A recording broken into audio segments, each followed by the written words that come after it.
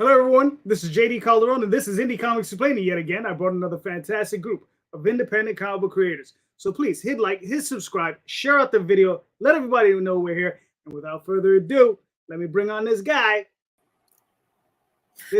What's up, Streamland? Like, that's my catchphrase. I'm going to start putting that on shirts, baby. Nobody used to say that. No, tattoo it on your forehead. Right here. It's big enough. It's big enough. Okay. It'll rock and roll. It'll rock and roll. What's up, everybody? I am JD Rosario from Unstoppable Comics. You may have seen me floating around the streams as Jay the Unstoppable. I'm here to talk about comics, my comics, Calderon's comics, the people who are coming up next comics, and maybe share some information with you so that way you don't spend more money where you don't have to, hopefully. Maybe more in our books, though. Yes, there you go. And our co-host, our returning. What's happening? How's it going, guys? Man, I'm glad to be here. I got tons of stuff going on, and man, I just enjoy having the day with y'all. Glad to be here, guys. I like Paul's setup. I felt like the last time I saw Paul, he was like in a corner box. You know what I mean? Yeah, he got from Christmas, and you know, it's like he's expanding, baby. That's what it is, man. Getting bigger and better. Good Woo. shit. Very nice, very nice. All right, cool. Our first guest. Hey guys, what's happening? Rodney Fyke here from Hasm Productions. How we all doing? It's good to be back. Good to see everybody. We're good. We're good. Welcome Thank you, back, man. brother. Welcome back, Yes. Rodney. Thank you. Good to be here. Okay. Hello. What's up, Corissa? Please introduce yourself. Corissa Grant. I've been doing this for 7 months and I still don't know what I'm doing. So Yeah, you're doing something. You're doing something. Yeah. There you go. Exactly. Some of us have been doing it for 30 years. We still don't know what we're doing. Okay. Yeah, I somehow am on issue this 5. guy. I don't really know how that happened, but yeah. Listen, it says you're working it. That's what matters. Yeah. Trying. Yeah. There you go. And our returning champion. Yes. Returning. Yeah, finally. Yeah. I'm back. It's been a long time. Oh, I get to do this for the first time in so long. My name is Carlos Raphael, Champion Comics, and these are the titles that we have. Torvald the Viking Fan Edition, Nice. color. There's the black and white edition. There's the Remarkables, and this one is the hollow foil edition of the Irwin J. Rosa cover. Team Supremus, and we got a whole new issue that's coming out in a couple weeks, so I'm excited about that. The Remarkables Amazing Spider-Man 129 cover, our Jason Metcalf cover, Jason Metcalf, the Coalition Comics Power Company cover, and American Revere, which was our flagship title. So there you go. I haven't been completely idle, just not doing things. Nice. I just want to ask you something. Now that Spider-Man cover, right? That was the Punisher shooting Spider-Man, as I remember, right? That is. Yeah, that's like false advertising. I don't remember Spider-Man dying in the issue. Either that or Punisher's a real crappy shot. Which one is it? It's Stan Lee. No, it wasn't Stan Lee. That was Jerry False Conway. advertising. Jerry Conway. Okay, there you go. Yeah. All right. Anyway, moving on from that stuff. So I told you guys the question, right? So You got questions for tonight? Yeah. Oh. Every night. Because I was determined to only talk about you, Well, but I changed my mind very quickly. Hello. Who doesn't like- want to talk about me?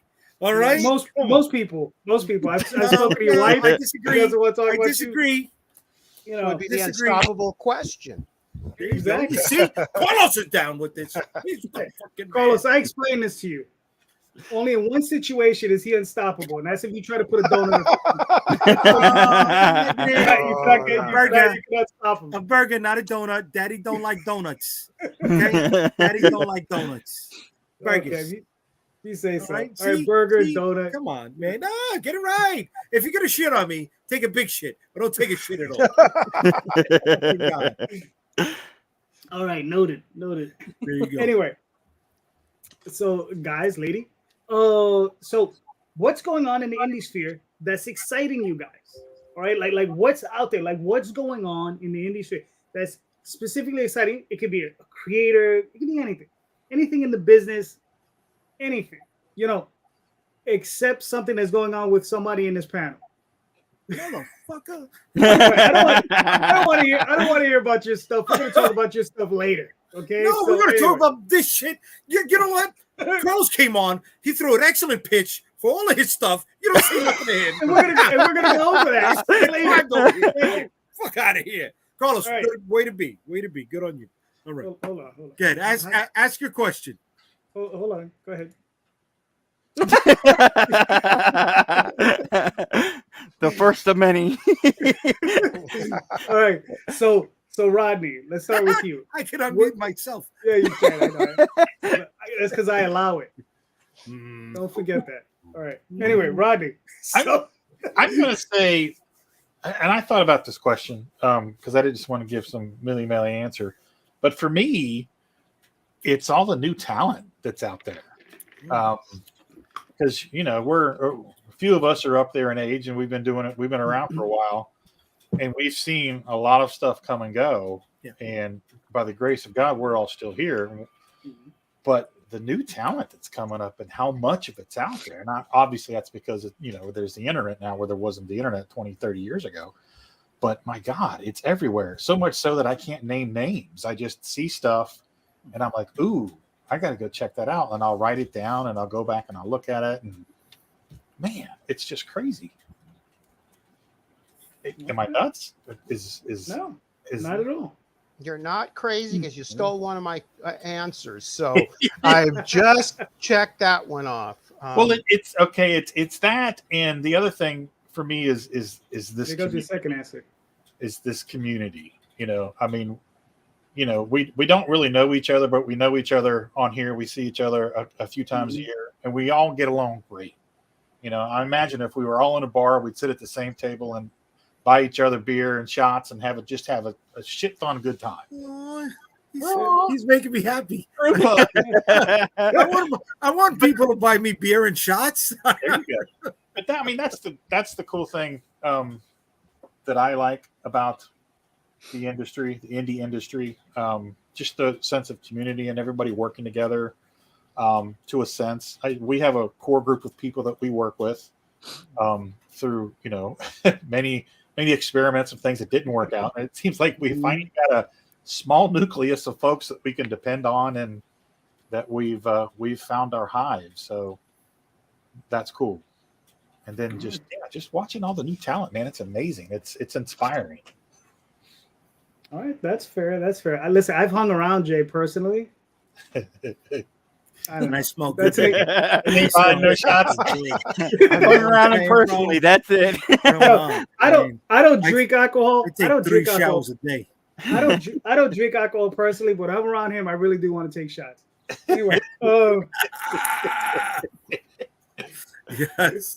yes. Corissa, what are your thoughts? Well, community-wise, I agree because I love this community since I've been in it.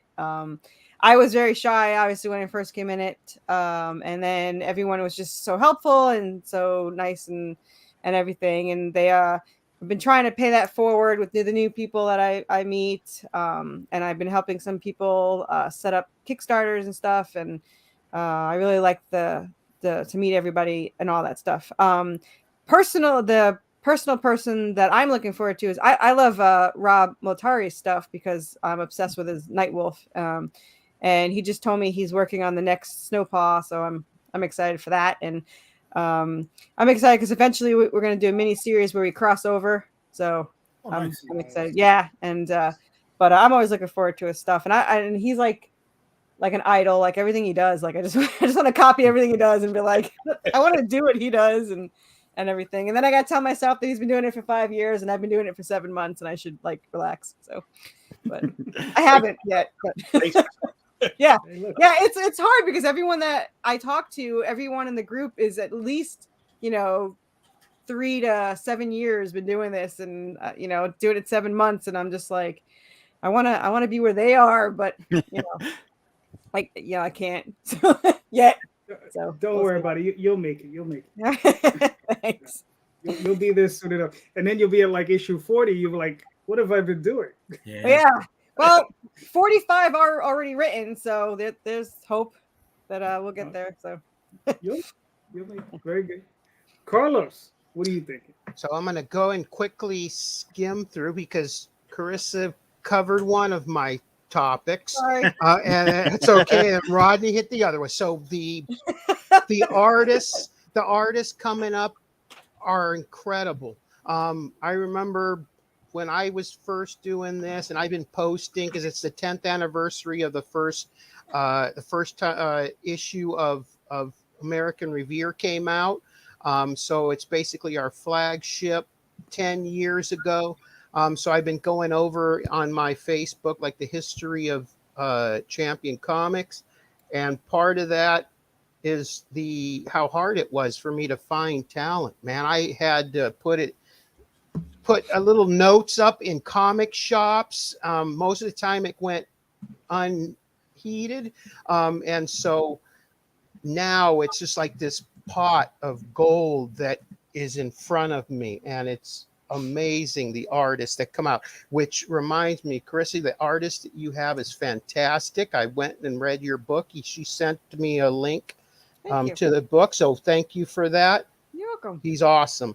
And so just the artists that are coming up. This is his first paid job, just so you know. Oh, really? Wow. Yeah. Who are you using? Jonas DeCosta. Don't tell him he's gonna try to steal him. I will lock him up in my basement before any of you get him. Not this one. He posted, the RoboCop, how he posted that this poor guy got killed and his boss made him come back to work. I had a post underneath him like, that would be me. Like, you're working no matter what. So don't even try to get out of it. So yeah, but Nice. He's super fast. I mean, my campaign is live for issue 5, and he finished issue 6 Thursday and finished the cover for issue 7. So we're already finishing. You're blessed. You're blessed. Nice. Yeah, so it's the last issue of book 1. So I'm just like really excited to get this one book out, just so I can say I got a book out. So may you never suffer the way we have with failed artists in your life. Well, if you saw my credit card, bill, you'd think differently. Yeah. So artists. The other thing is the community, especially the willingness to collaborate and to help one another. That is awesome. Because obviously I got Team Supremacist that I had mentioned earlier, that the new one is coming out. Pretty much 50% of that is indie-verse collaboration. So it wouldn't have come together without that. So I love the fact that we have this community that helps each other. And then for the one that I can salvage, is Diamond. The fact that they dropped the minimum. So that didn't, like, even when JD and I last spoke about it in private, they had, but now that Marvel took off and DC took off and Image took off and everybody's taken off, they completely dropped the minimums now. So, and they're more open to taking applications now. So there's not that need to overthink about maybe overprinting or it's just overall. They're advertising, the cost of advertising and previews went down for indies. So that's another thing that you can, if you have the money, you can put in an ad and it's not going to, it's probably cost you less than half of what it was even a year ago. So, and then one last thing, the willingness of already established publishers to take in your IP. So because of what happened with the economy and the shortages. Because there was an opportunity. Obviously, I'm not going to get into that with what happened with JD and JD, but there was a point there when there was a printer opportunity for, what was it, 60, 70 cents a copy? Gang printing, 9 books, 3,000 units each. You get to bring the price down on a hell of a lot of and look, material. that opportunity has not completely expired. Nope. You understand that opportunity is still there. I'm still in touch with people that can make that happen. Oh, the only then, thing is we'll be in touch then. Right. The only thing is that I'm not ready yet to pull that trigger. Right. You know, so trying to find people who have a release schedule that can sync up with quite a few of ours is the challenge, and who'll be ready financially at the same time. Yeah, because it went from that to then, because I had my contract with my application with Diamond, and then I ended up having to let that go because when I went back and when I was ready, all of a sudden there's a paper shortage, and it's not 60 and 70 cents per copy. It's $2, $1.80 to $2 a copy. But how many you're printing? Yeah, where you go? I got some good numbers, Carlos. We'll talk after this, dude. I got a few places that, even if it's not, that place that we use to print up our big stuff, I got a good price for full color. I got a good price for black and white, and maybe I can also use that price to leverage other companies to bring stuff down too. We'll see what happens. Yeah, so let's keep in touch with that, because what ended up happening is my margins pretty much went poof. Then Antarctic Press, who've been doing it for 30 years, they decided they wanted to expand not just their superhero line, but pretty much everything. There's companies now, Source Point, that are looking to expand their IPs. So I ended up just pivoting, and they said, hey, would you like us to print Remarkables via Antarctic Press? And at that point, they sent me a contract. It's basically just a licensing deal, and it's only for a year. And really the only stickler in that contract, I really shouldn't be talking about it probably, but I'm not really. The only stickler that it is that there's no right of first refusal for marketing. So they can use whatever I give them as for marketing, and I really don't have a say on what they choose to use. But boom, that got me. Not only did it get me into the comic book shops, but I get a percentage of sales. And we got not only the cover to the first issue that I'm in, which is Exciting Comics 38, but we just found out that we got the cover for 39 as well. So that's never happened. So we were the first property to get back-to-back covers. And what I'm hoping for now is that we may get the third one in a row and get that Jason Metcalf cover in there. But yeah, that's the willingness for indies that are already established to pull in your IP so that you don't have to flip the bill for getting into comic shops. It just kind of worked for me. It's like I can't do it solo right now because of the things that happened. But it still ended up in comic shops. So that's exciting. The changes in Diamond. And then, of course, the community and the artists. So that's my answer of what's exciting that's going on in Indy. Nice. Cool. I will say Victor did my cover for issue 8, and it's awesome. Yes. Yeah. I mean, there's so many great things going on right now. if you know me, I'm always out there asking questions and trying to figure out other things, whether it's the landscape of mainstream or indie or anything. As I say, if it concerns comics, it concerns me.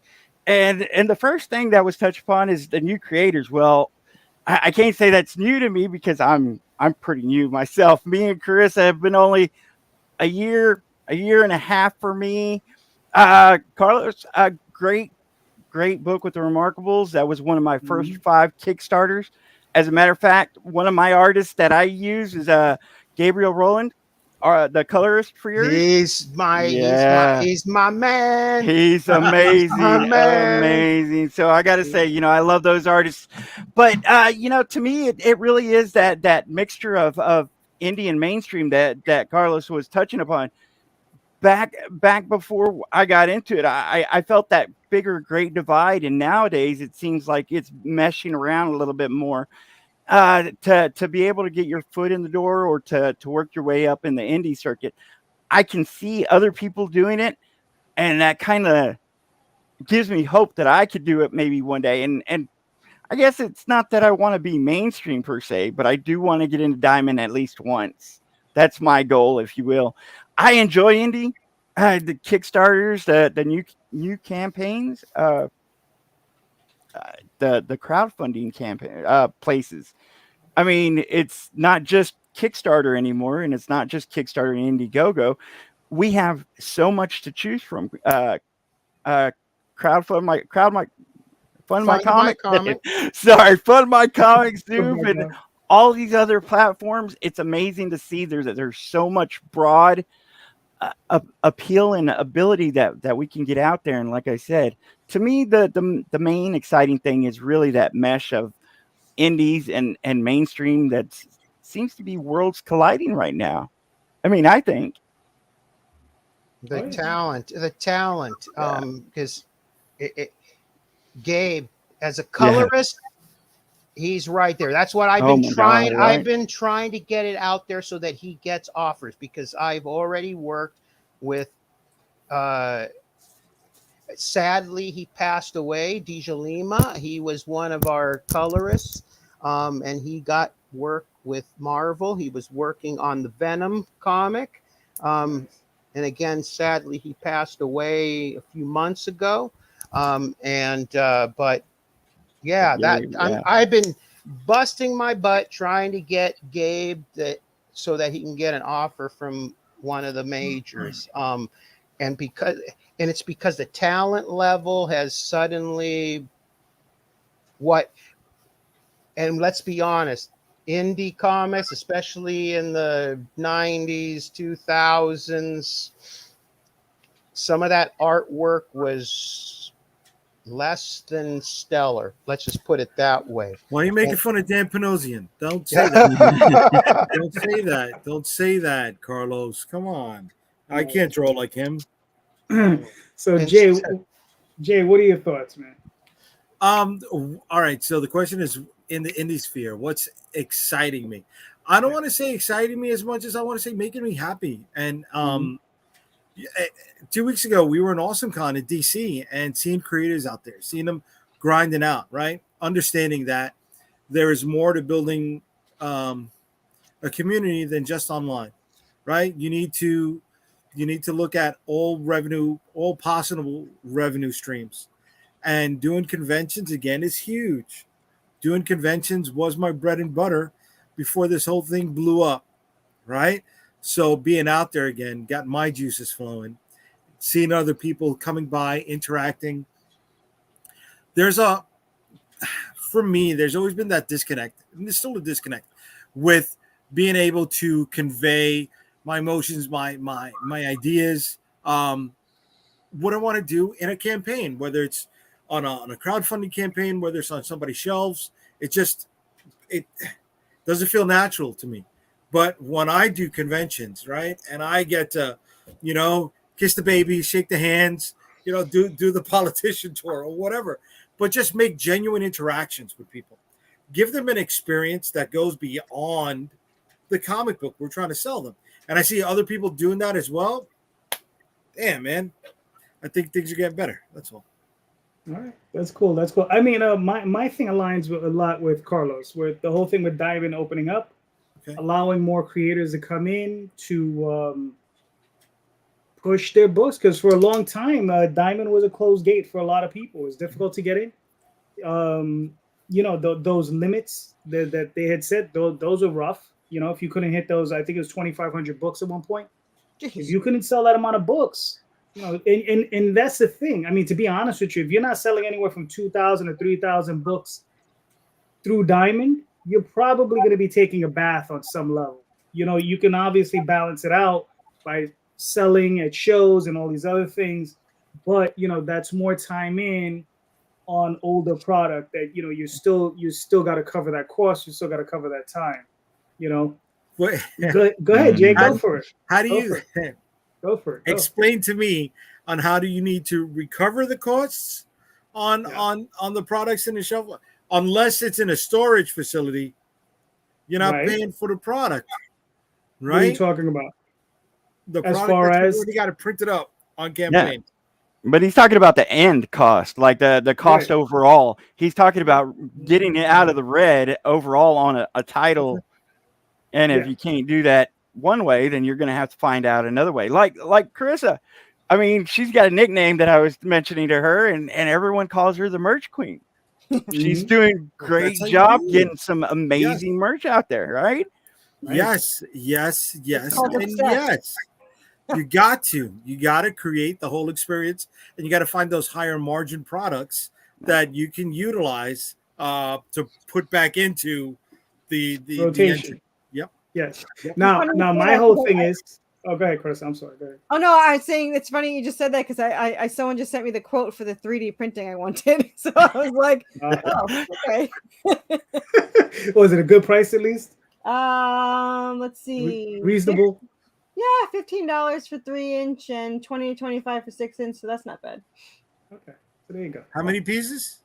It's for an Anubis 3D printing. It says per unit. Per each one. Right, per unit. Yeah, I get. Yeah, I don't know if a unit was more than one, but yeah. No, unit is one. Just Yeah. one. Sorry. Yeah.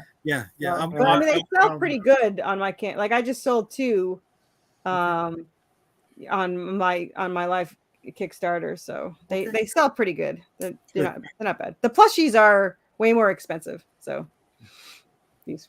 I was just doing that. I just ordered. I even posted it on the Facebook. I just ordered hats. So I am seeing. I just ordered it. Now if it turns out good, then I can order more and bring the price down. But from what it looked like on paper, they look pretty snazzy. So I'm hoping that turns out to be the case. So I ordered hats, shirts, and stickers. That's what I was doing today before the show, was trying to expand the merch part of it. So because I just got done getting accepted for Whatnot. So I'm going to have a Whatnot storefront now. So I will be selling limited edition comics and merch. And so obviously it'll be a new venture, but it's just another new revenue stream that I'm going to try. There you go. Hell yeah. Yeah. I think Jay and I though are gonna have to just do one show where it's just the two of us arguing over all fucking day. I should have got. I'm like this motherfucker.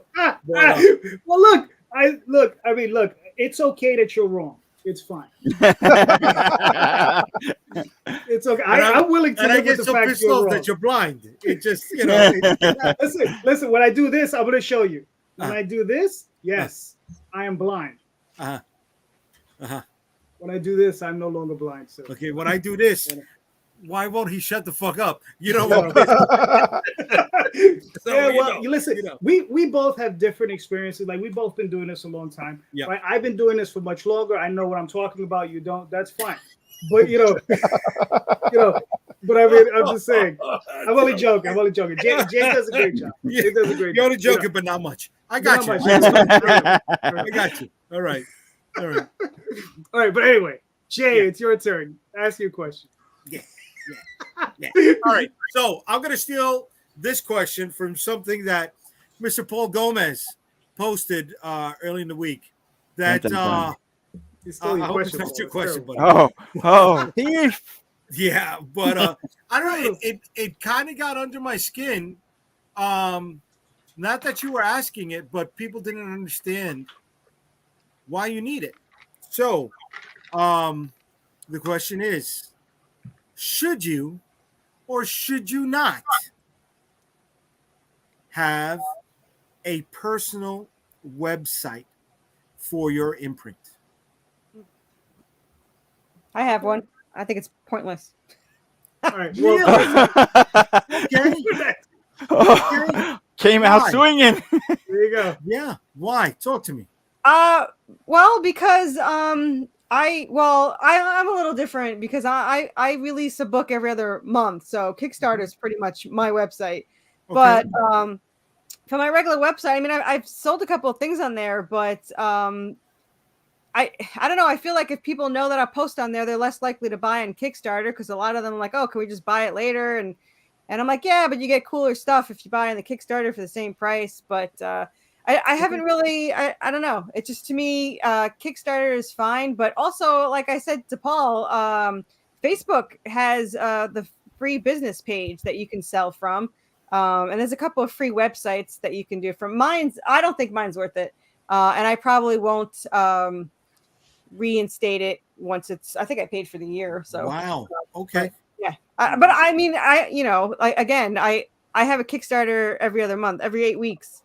Now I scared Paul. There I am. I mean, as a business person, my other business needs the website. So, and half the people don't even look at that anyway. So they never have any of the information. They ask me anyway. So to me, it's pointless, but it looks better to have, like, professionally, it looks better to have the website.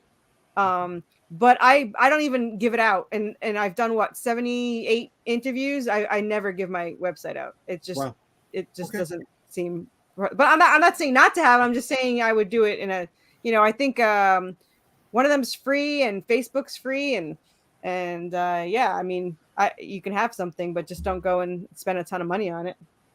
Okay. Fair enough. Carlos. So here's the thing with that. Is it worth it for me right now to have championcomics.com, or it's actually Champion Comics Group? No, because I've had it for 2 years now. And so this is a true story. So we were out having dinner at my cousin's place. They have the best sushi in Tampa, Pisces. So if you're in Tampa, Pisces, and Dunedin, best sushi there is. But we were there and we were ordering, and then all of a sudden I got an email alert. This is in the middle of my mom's funeral. So I'm looking, and they charge me $300 for my yearly subscription for championcomics.com. I'm like, and we're sitting here, whoa, we're already counting pennies because this is not a cheap endeavor. Everything we've had to do, we had to fly to Florida back and forth 3 times in just a few months. So the wife was not happy at all about it. I showed her and I'm like, oh shit. That's like $300 that we were counting on that suddenly came out of my account. But the problem with that is that if you're a con goer, and I got this information from a friend of mine, that they look into that. When you put in that application, they are looking into that. That's one of the biggest factors in people like Reed Pop, or whoever it is, taking and accepting your application. They don't want to see facebook.com blah blah blah. To them that's amateur hour. They want to see that you have and are maintaining a website. To them that's professional. So And it's the only reason I even got it to begin with, because I really don't use it. Now, I will be a little bit later. It's now another year that I'm stuck with it. So I'm going to start building on this. But yeah, that's one of the main reasons why I got it, is because I was talking to my buddy who does tons and tons, does probably 20 a year or more. And he's always getting his applications, but he has a website.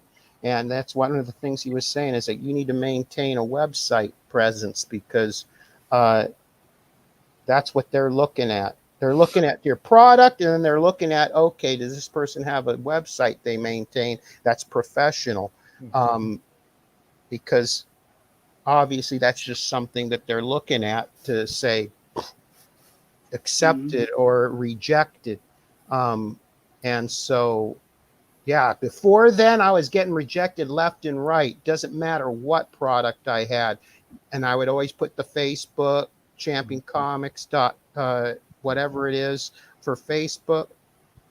And then once I got this, that's when I ended up getting accepted to Phoenix and the Las Vegas, amazing Las Vegas, and all. And Emerald City in my backyard. After years of being told pound salt, then they finally they extended an offer for me for the guests. So it was okay. So obviously there has to be some truth to it, because before then, without a website, it was not going anywhere. With a website, suddenly these cons are saying, "Yeah, you're good," and there really hasn't been much of a change otherwise. So, but yeah, is it necessary?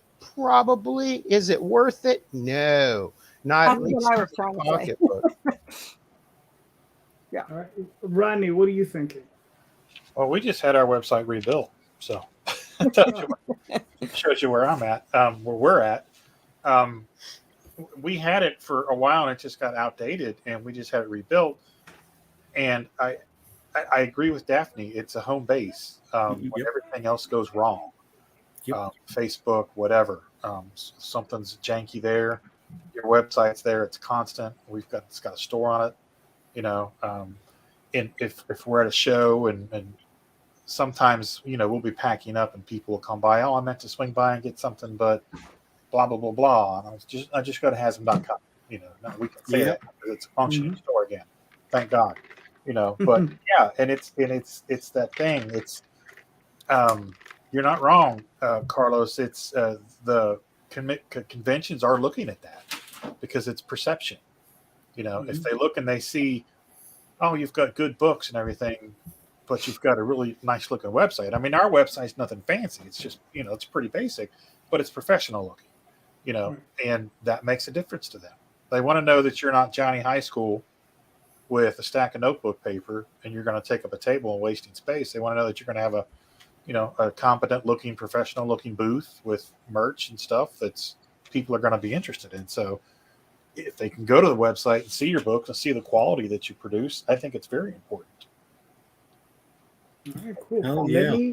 Or we wouldn't have had it rebuilt. Unfortunately, you got to do that every few years. Yeah. Let me go through some of these quick. Daphne says you absolutely need a website to have central locations to send everyone to. The Twitter implosion is showing how important it is not to depend on an outside platform. Facebook is free, but it's consistently throttling your access to views. I've had my website since 1990, and it's the first thing that comes up when people search my name. So yeah, it's important. So many artists I follow are jumping ship off of Twitter, but instead of being able to find them easily on websites, I have to sort through dozens of social media sites. John writes, I'm feeling that you shouldn't be dependent upon crowdfunding platforms to be able to sell your books. I have a website through Square, which is smart. And these social media sites require me to sign up just to see their info. If they just had a website, it would be so much easier to follow them. Yep. And Victor Medina says, what about for artists, writers, etc.? Do they need a website or social media to get eyes on you? Yep. You need it. I just had my personal website done last week as well, rodneyfyke.com. So that's up and running. You know, haven't had it. Been doing art for 10, 12 years. And now I've got my own website with my own art on it. So if you're wanting to do conventions and you want to make a living doing that, and you're not a publisher, you're just an artist or a writer, absolutely. Because again, they're going to be looking at that and seeing, okay, this guy's got his own website. Jason has his own website and he doesn't have issues getting into the cons and having his application approved. So it's definitely important. Yeah. Cool. So I agree with a lot of this stuff. I disagree with a lot of this stuff. I'm going to start with you have to have your own website. I don't think you have to. I was a freelance videographer and photographer for about 12 to 15 years, and I had a website, and I think I had all of maybe 10 people visit it. Most of the time, people called me and wanted to know the information and didn't really care to go to my website. I think most of the people who have comics, you don't really go to their websites that much. I mean, if you look at the six of us, have you been to every one of our websites? Probably not. One. Probably not. Now, I have a website, but the thing about it is it costs to maintain it. If you can add that expense to maintain it and make it visually stunning, better than the rest, then sure, have that website. But if you're like me, struggling to get to this con or that con, or currently I'm sold out of one title, so I'm trying to figure out where to put my money the best. It's not maintaining a real slick website. This is one of the reasons that I actually signed up with ASAP Imagination, because they are a publisher not that well known, but they have a beautiful site. If you go to their site, you can see my comic on there. Whenever I'm applying for any comic conventions, I say, hey, I'm with ASAP. Go to their site. They're my representatives at the moment. And that kind of bypasses the fact that you have to have your own. Now, do you really want to be with the publisher just for that reason? Well, I think there's other reasons too, but that's my choice. If you got the money, then it's fine. But again, if you're struggling and you're just going to throw together a site that's decent or okay, wouldn't you rather have something that's better than the rest than just okay? I used to make websites, as a matter of fact, and if I could make it again, I would, but I can't make one that level. I could use HTML and JavaScript, which Java doesn't really work that well anymore. So it's like I can't make one to my standards that I want. So, I mean, do I want to put my money into a website when there's all these other options out there? I don't think so. Okay. Well, that's fair. Hold on, let me put these up. Valid. Completely. Daphne says, at the art of Victor Medina, just like Rodney just said, a website is home base. I spend more time on Facebook, but my website is my main hub. And she also writes, it costs me $20 a year to maintain my domain and website. I keep the cost down by maintaining it myself. Getting someone else to maintain it can get expensive. There you go. So it just depends on what service you're using. Right. You know. All right. Calderon, you're up. Yes, I do think it's important. Like Daphne said, you know, I think it's important to have a website. I'm very fortunate that I live with my webmaster, right? So she handles all that stuff.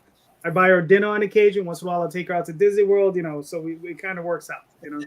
So, but yes, I think it is important to have it and to maintain it, because you always hear me say, you know, you can find me on Twitter, Facebook, or whatever, but you also hear me say theoswaldchronicles.com or talltalesonline.com or dreamweaverpress.com. So I think it's very important to have those sites up and maintained, because they have stores on them and people can buy stuff, and people can order things, you know, outside of Kickstarter and outside of all of these other platforms, you know, and so and sometimes you can generate some revenue out of them, because some people actually don't like buying off of Kickstarter for whatever reason. Yes. So yeah, I mean, I think it's very important. And you know, there's speaking of that, I didn't mean to interrupt you, but no, go ahead. There are so many instances when you're talking to folks who aren't in the comics industry, don't know anything about the method. Like people that come to conventions don't know how to come up and get a commission. They don't know the process. There are people that you talk to that are interested once you do, but they don't know how to go about doing it. If you can send them to your website and say, hey, just go here. We've got a store. You can buy whatever you want. They don't know what Kickstarter is. They don't know what Indiegogo is, but they know what your website is. And they know how to order on the internet. Yep. Yep. Oh, Exactly. yeah. Oh, yeah. Yeah. Which are, there's a few things out there. There's Bluehost, there's DreamHost, there's Yahoo. Those are just some off the top of my head.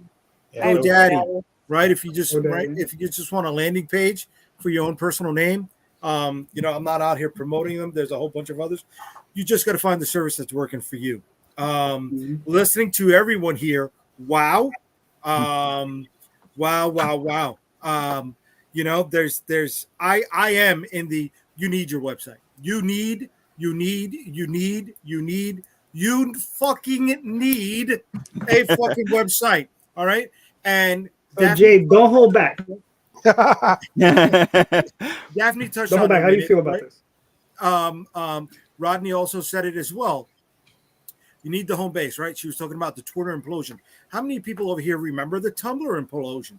That's the same thing. All right. You're dooming yourself to repeat the past. All right. You cultivate a community, a fan base, whatever. The people that are going to be spending money on your product and help you grow, your supporters. And you spend all this time sending them to Tumblr, blah, blah, blah, blah, Twitter, blah, blah, blah, blah, Facebook, blah, blah, blah, blah, okay? And they're going there. So you're saying that already. You're already priming them from the first time they meet you not to find you at your personal website. Find me on Twitter, find me on Instagram, find me on this. And then once those platforms change their terms of service, okay, or they have a new owner and you have this mass exodus, you're shit out of luck because all those man hours, or excuse me, Carissa, woman hours you spent investing into building that time for people to find you there, that's gone. So now you got to reset that time. How many hours could you have saved yourself, right? And sending them directly to your personal website. Paul, you said, have you been to my website? Brother, how many times have I heard people, oh, well, check out my link tree. The second you tell me check out your link tree, I'm checking the fuck out. I am. And it goes back a little bit to what Carlos was saying, right? This is amateur hour. We got to elevate ourselves, okay? We got to act as if we know what the fuck we're doing, all right? We got to show that we're bringing something to the table other than being a commodity on somebody else's platform, all right? I was at this convention. We ran out of shirts of certain sizes. But you know what? I was still selling those sizes on the website. Yep. So now, when I got home, those same people that put in their purchase right in front of me, I shipped it out that Monday morning.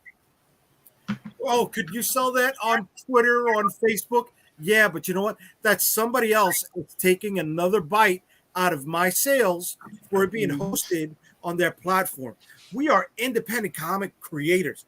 We got to squeeze every penny out of every fucking dollar that we can. And somebody taking another bite is really not something we can afford. You need your website because it's a lot easier to tell people, oh, find me at unstoppablecomics.com.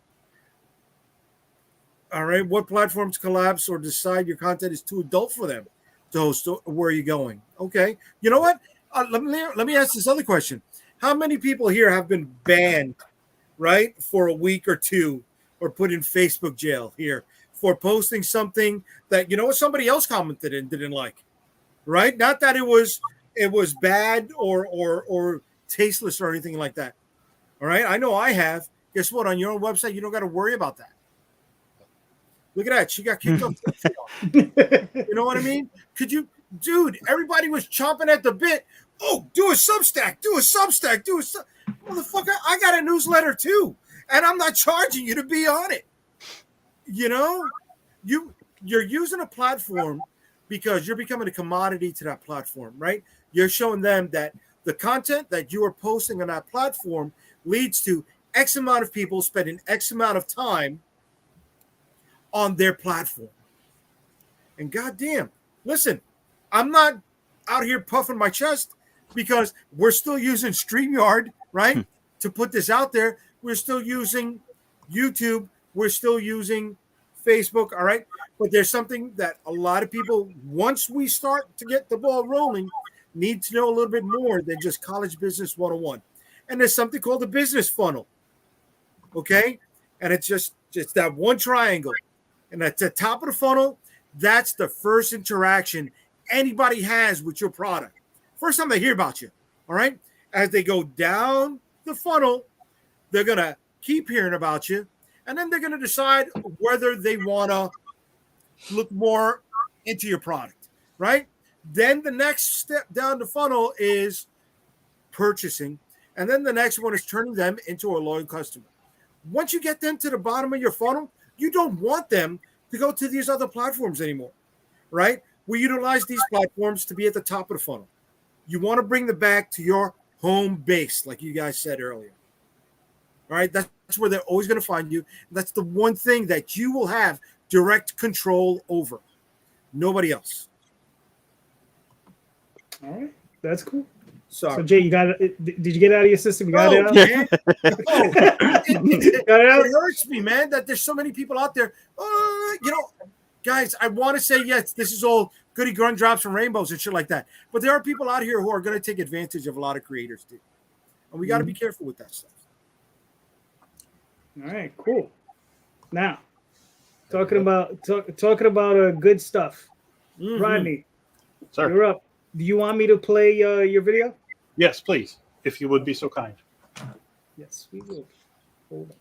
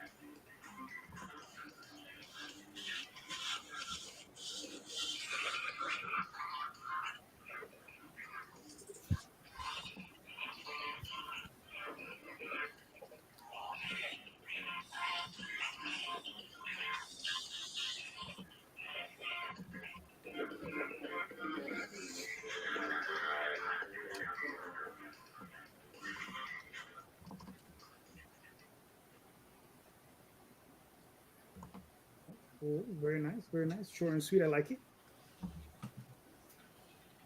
All right, Rodney, you got 12 days to go. You're 2,200. Met your goal. Nice, nice. So talk to me, Rodney. What's Roadkill Rampage about? Roadkill Rampage. Well, issue 4, we are following the main character Tess as she continues her journey through the dark forest, as she finally confronts her tormentor. She also has a new friend, Puckett, and she is kind of led and guided through the forest a little bit with him. And we have to see if she actually takes his advice and does what she needs to do and emerges victorious from this torment that's been following her through the forest, or will she become a victim of the Roadkill Rampage? So it's the overall gist of the story is it starts out, she goes on a drive with her date into the forest, and he starts running over all these animals once they get into the forest and killing them, and she tries to stop him and she can't. Things go sideways, and at some point the animals come back to exact their revenge. So in issues 2 and 3, she's in the forest by herself and she's trying to navigate through it. There's just something wrong about this forest. There's an evil that's following her and pursuing her through it. She encounters all types of craziness.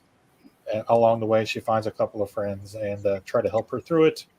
And we find out if she does indeed emerge victorious or become part of the rampage. So if you like the 70s kind of grindhouse black and white horror movies or comics and things like that, then this is right down your alley. Nice. Yes, it's a lot of gore, a lot of violence, a little bit of humor that I sprinkled in there. Yeah, it's a fun one. Sean, which one is Sean Forney's cover? See, that's the woman. Go up one. That's Richard Jones's. That's actually his very first variant cover, so he's really excited about that. Right there, that's Sean's. Nice. Yeah. And the cool thing we have about this campaign is we have 3 boxes, what are they, storage boxes. So we have a Sean Forney collector's box. They're called collector's boxes. Nice. A Steph Wilson collector box and an Adam Fields collector's box. Because as you guys know, they've all done variants for all the issues, well, most of them. And you can get all of their issues, all the covers and stuff, and you can stick them in the nice little collector's box. Steph's there has a naughty side and a nice side. So if you want to get that's available. That's cool. And then there's also the collector set. You can get all 5 of the variants there. Adam Fields, Sean Forney, Patrick Burmeyer, Richard Jones, and Steph Wilson all there. And yeah, there's a lot of cool stuff. We have Virgin covers, trade dress covers. There's Steph Wilson's pack there. We've got the blue cover there. People are nuts for Steph Wilson stuff. Cool. He's a great guy too. Awesome. But yeah, we've got sketch covers. We've got all kinds of cool stuff on there you guys can check out. Richard Jones's artwork is available. You can buy the pencils and the inks and get a color print as well. Get all of that for $350. And there we go. Rodney, where you getting the boxes printed up at? Well, you know what? You can tell me in the side. Yeah. And Carlos, talking about the merchandise. I'm excited about the beanies. I've always wanted a beanie. So I've got a baseball cap already, but the beanies, I'm jacked about those.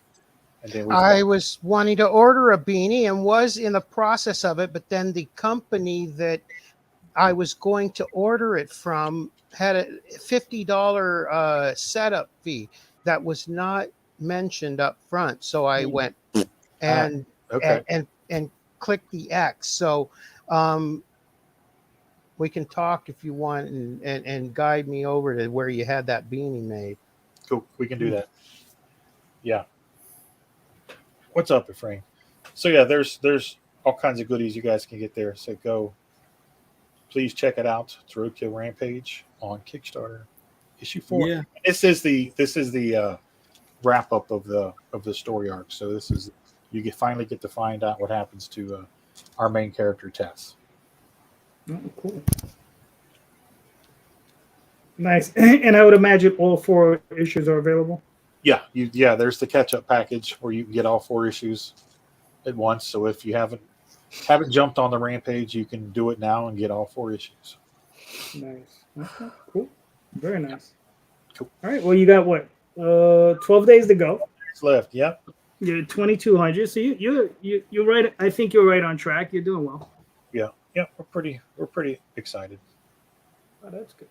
All right. Cool. Looks nice. I mean, money. I mean, Thanks. I mean, hopefully you're banking another couple grand, and We'll be just or fine. more, Excellent. or more. Yeah. There you go. There you go. Hell yeah. We won't sneeze at that. Hell yeah. Hold on. What is this? This is when you build an audience social media, you're ultimately building an audience for the platform, not for you.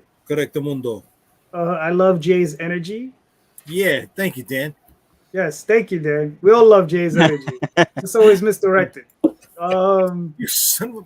Let me mute you. How do I mute you? Where's it on my dashboard? If I could get my 1,000 YouTube subscribers and pledge to my campaign, maybe I could consider the idea of having that website seriously. There you go. There's a real trick. I'm ready for that beanie. Hello, Ephraim. What's up, Ephraim? All right, so let's do this. We're coming. I know you're coming. I know you're coming. But I'm providing a little bit of ambiance here. We're like in an elevator. Should I get off at this stop? Should I? Did they hit my button? Should I hit it also? There you go.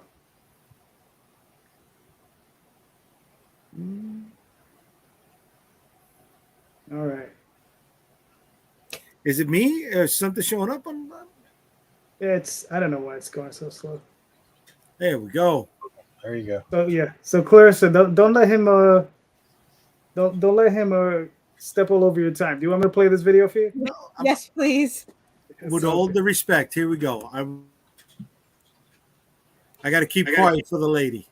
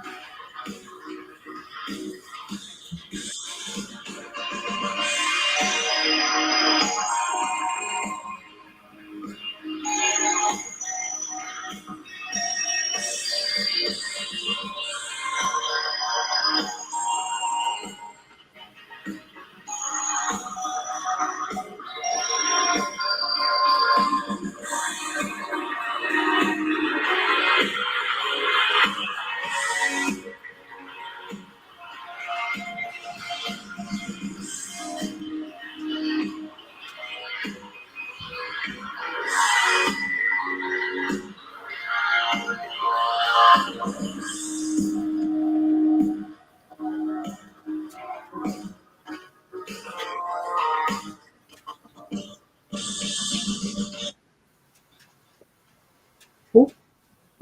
Very nice. So this is issues 1 through 5. Yes, this is issue 1 through 5, but we also have tiers where you could just buy issue 1 as a PDF or issue 1 as a print, or we have catch-up tiers both in PDF form, regular cover form, or metal cover form. And we have 3 covers. The first 2 are variants, and that's the one that's available in metal too. Nice. And then the one below that is our interior artist, Jonas DaCosta. Very nice. My warning. There you go. Just be careful. All right. So walk us through. I mean, we got somebody. What are we? What are your monsters here doing?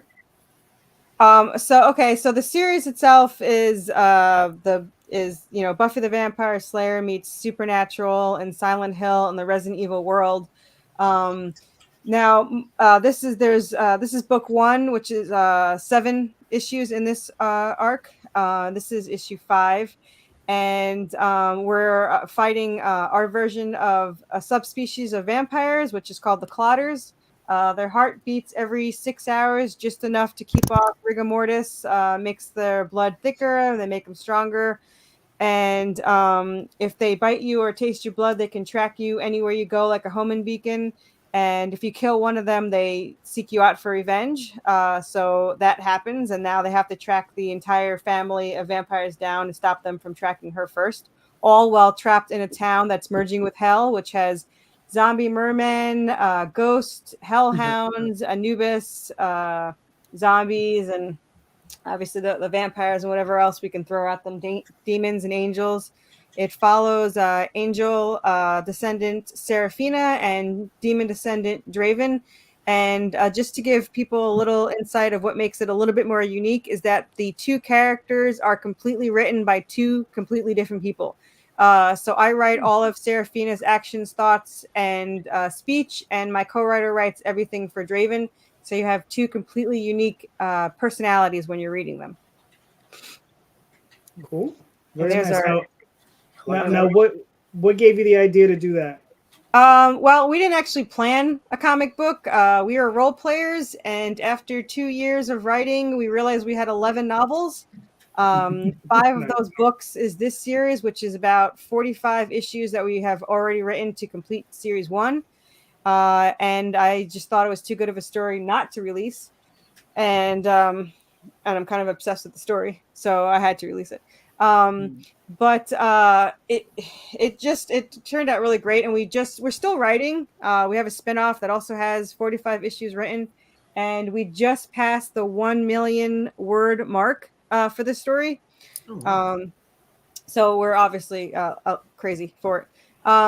And just to give people an idea, one of the cool add-ons we have, you can be drawn in as a zombie in issue 8. You pick your clothes, and you can either stagger on as a zombie or pick your demise. That's both as a tier or as an add-on. I was reading the comments, sorry. But we have a lot of merch, as Paul pointed out. I have way too much merch. But we have a lot of the add-ons. We have gold-plated coins in some of the tiers. We have foil. We have metal. We have plushies, which is Anubis, the zombie merman, and there's also some handmade statues. I think the 3D statues for the gold ones are already gone, and they're not going to be made again, unfortunately. There's my plushie Anubis, and that's the zombie merman. Nice. Next campaign has our skeleton birds from issue 3. There's our zombie merman statue, handmade, that's just a video of it. These are sold out. That one was just sold, unfortunately, or fortunately, I guess. For me, it's fortunately. I don't know. That's the last one. So that's the only one that's made for. There's 2 made in existence. One for me and one for sale. My clay artist, who I've used for 6 years, refuses to ever make another one because he hates doing clay, making people. I don't know. So it'll never be made again. So, so that's it. And then there's our last Anubis, tall Anubis, that probably won't be made again. There's 3 made. I have 1, and then 1 got sold, last one, and then there's this one. Cool. Those are the metal prints to show you. But so it's pretty much a survival horror. These 2 characters are trying to survive while they're unknowingly that their fathers are after them to she was created from an angelic weapon that has the power of souls, and they're trying to get it from her to tip the scales in either heaven or hell's favor. And just to let everyone know, we did pass 2 stretch goals. So right now, if you were to buy a $5 PDF, you would get 16 other #1 issues from great, amazing indie creators. You'll get 16 PDFs. Paul's is in there, and there's a lot of good ones in there. In the add-ons, we have all the back issues and all the variants, so you don't have to get higher tiers to get variants. You can just get them as an add-on. Nice. I don't want you to have to spend a fortune just because you want a cover. That right there is a DC artist, Ken Hunt. Did an amazing job on that. It's our very most popular one. And it was colored. He worked, former DC artist that worked on Batman, Superman, and all that. And the colorist is the current colorist for the internal pages for Lady Death Universe, CC Dela Cruz. And they're also doing our graphic novel, a cover, which he just finished penciling it, inking it. It looks freaking amazing. So now I'm just waiting for the colors. That's gorgeous. We do release every 8 weeks. We have a campaign every other month. So issue 6 is already completed. It will be done, or it'll be released on our August 15th campaign. And issue 7 is in the works right now. And it'll be released October 3rd, which is the last in the book 1. And we'll also have a graphic novel released as well in October. And then book 2 will start January 23rd. Cool.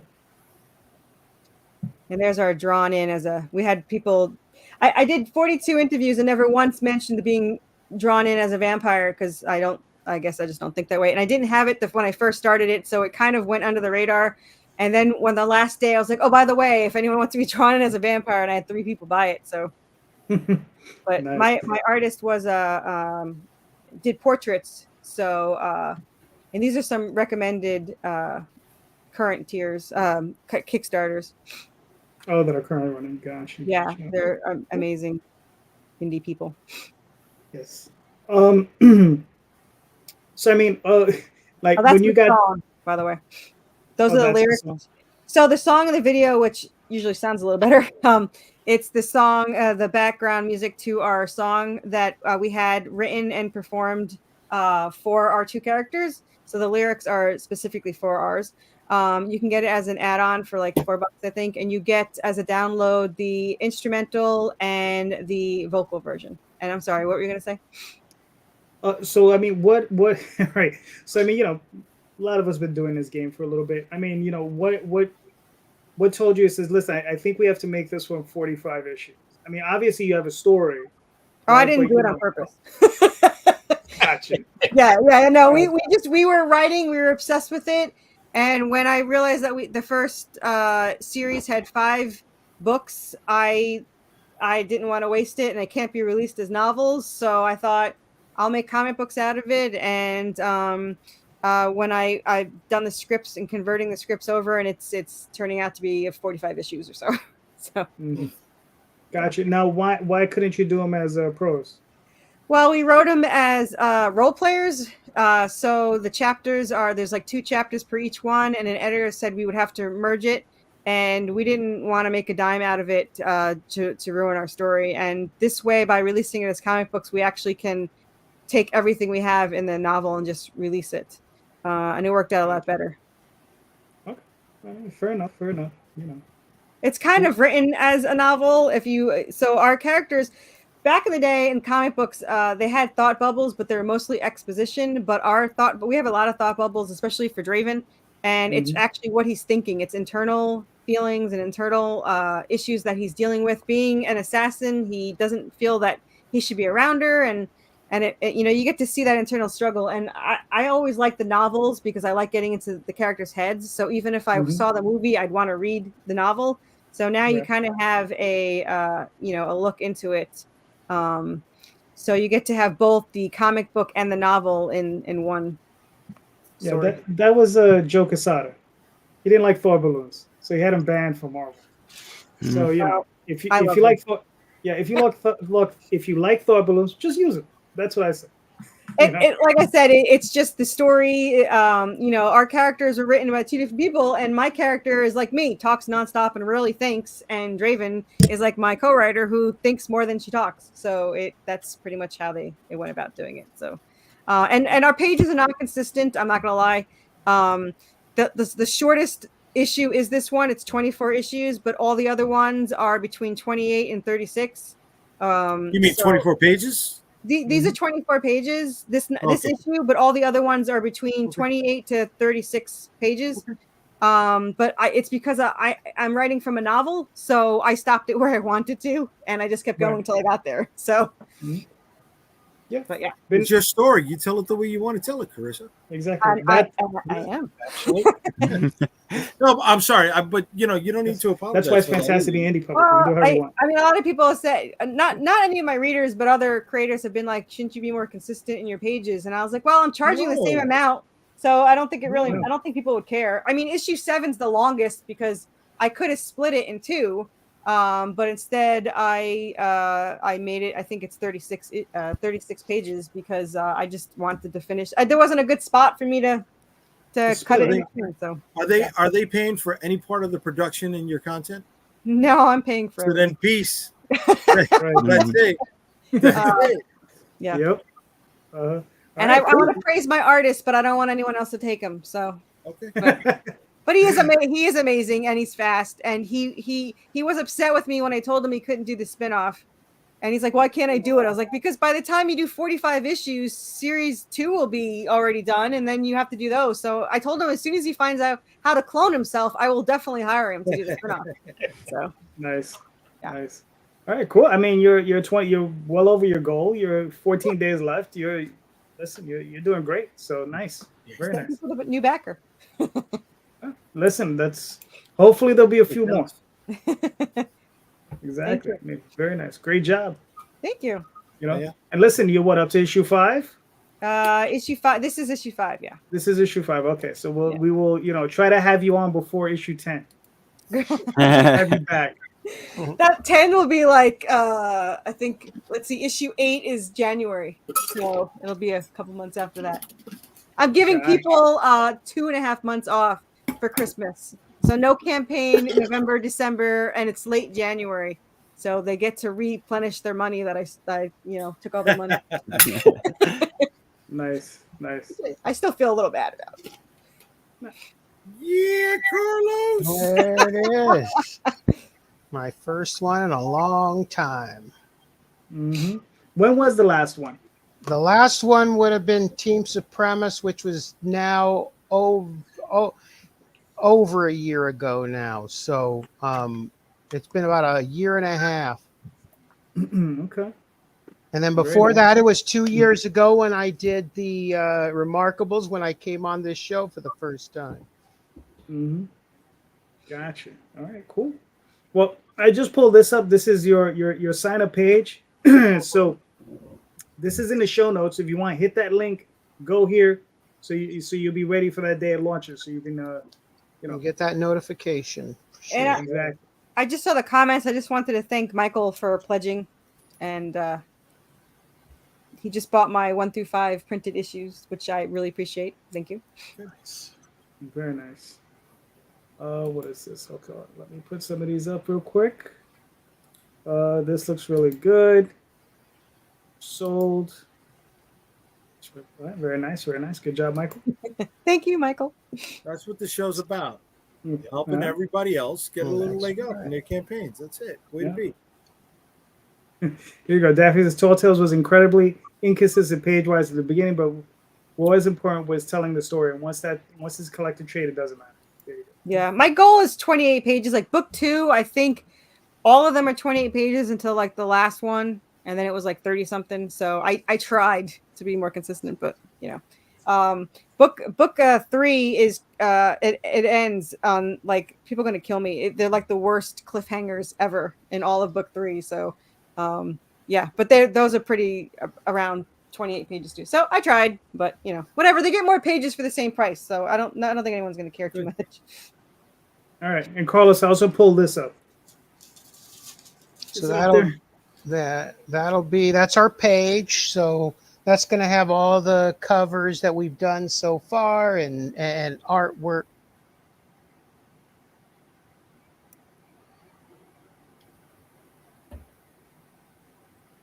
So my first tits and ass cover. There you go. Go naughty.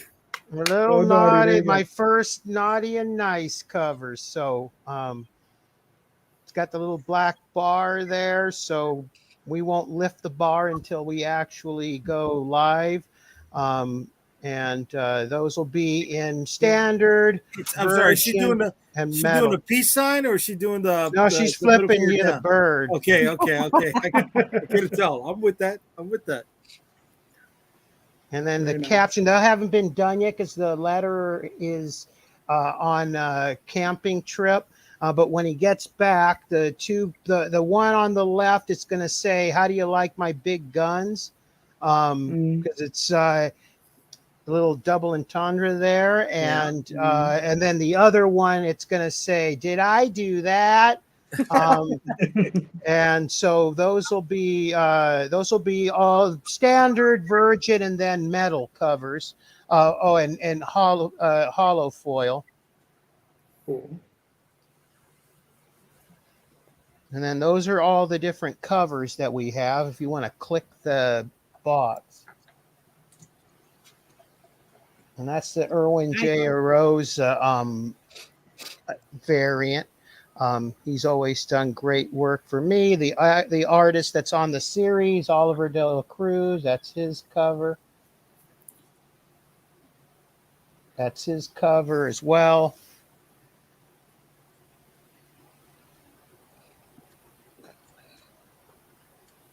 Is this also the interior artist? No, that's actually the artist. The artist who did that is the artist for Remarkables, Leandro Sandoval, Nice. and my new colorist.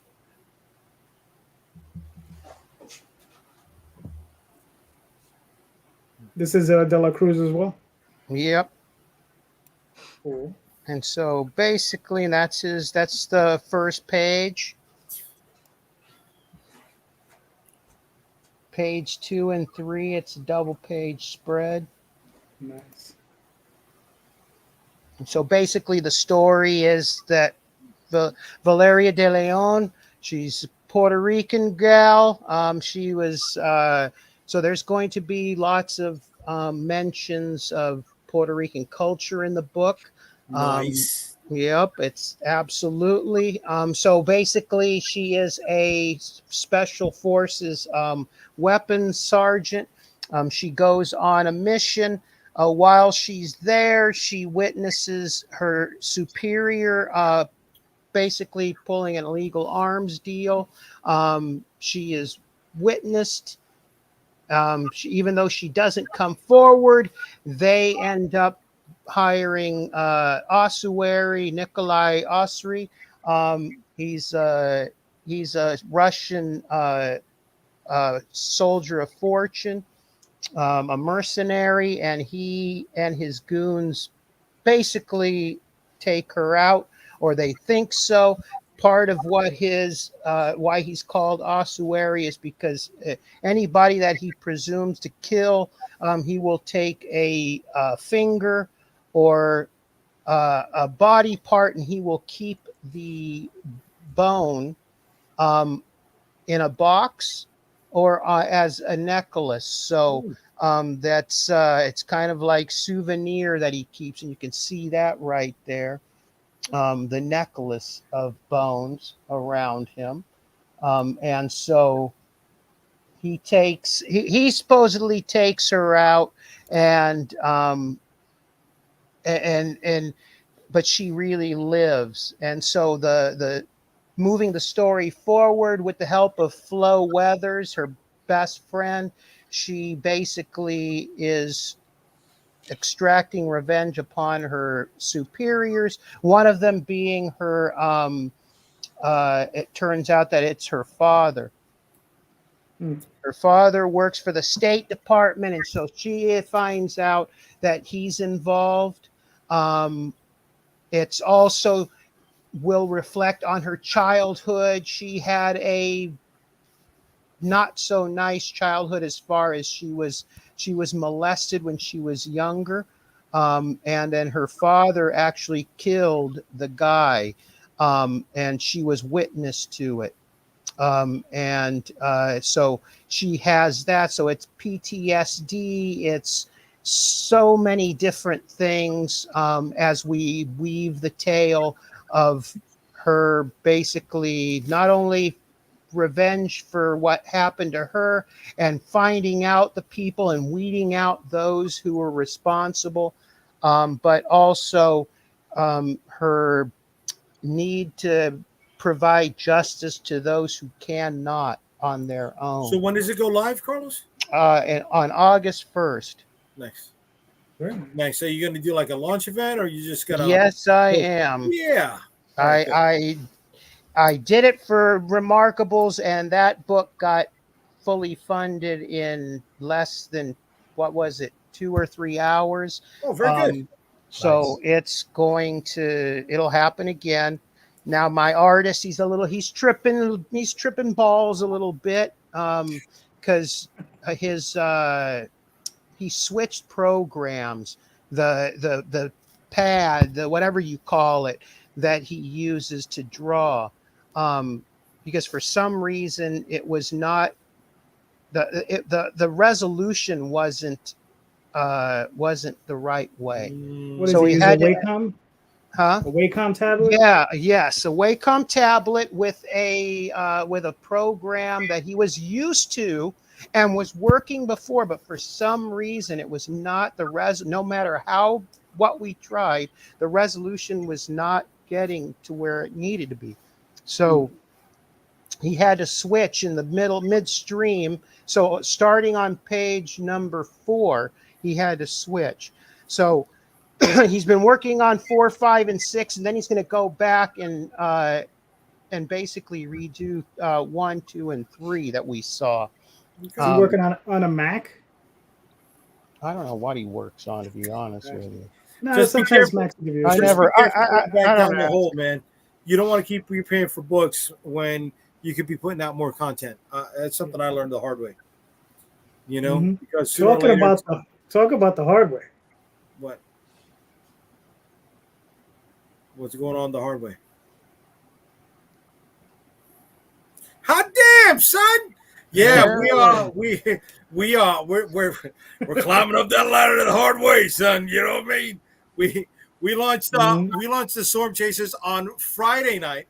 We had a live stream launch for this. We got 22 backers so far. As I was talking to Rodney and his wife early in the green room, I found out through this new beta section on Kickstarter that all but 3 have been returning backers to the campaign, and some other insights based on that. But this is my first superhero book in over a year. The stuff we've been producing have been supernatural and dark fantasy, so it feels good to go back to my roots. And this is collecting the first 8 issues of the Storm Chasers. So that's our video for the live stream launch. You don't have to see me get drunk. Don't worry about it. That's an hour and a half. Just me getting wasted. No need. These are 2 covers illustrated by Granda. They are Storm Chasers number 1 is just over 100 pages long. Storm Chasers number 2 is set to be 100 pages with stretch goals that may take it even longer. So we're adding a bonus content that was not in the single issues, like a chibi gallery, cover gallery, famous battle gallery. Then here's the old rigmarole of what the book's about, where we're at, why am I making a superhero comic book, what am I going to do with the money, will there be add-ons, yes, why am I using Kickstarter, and the like. So for those of you who don't know, I've been making comic books for a long time. And these are some of the graphic novels that were collected from some of the single issues that have come out of print. Dragonstorm, Shield of the Interceptor, Unstoppable Origins. Then we have the official character guide of Unstoppable Comics. That's a great companion piece to the to pretty much almost any book.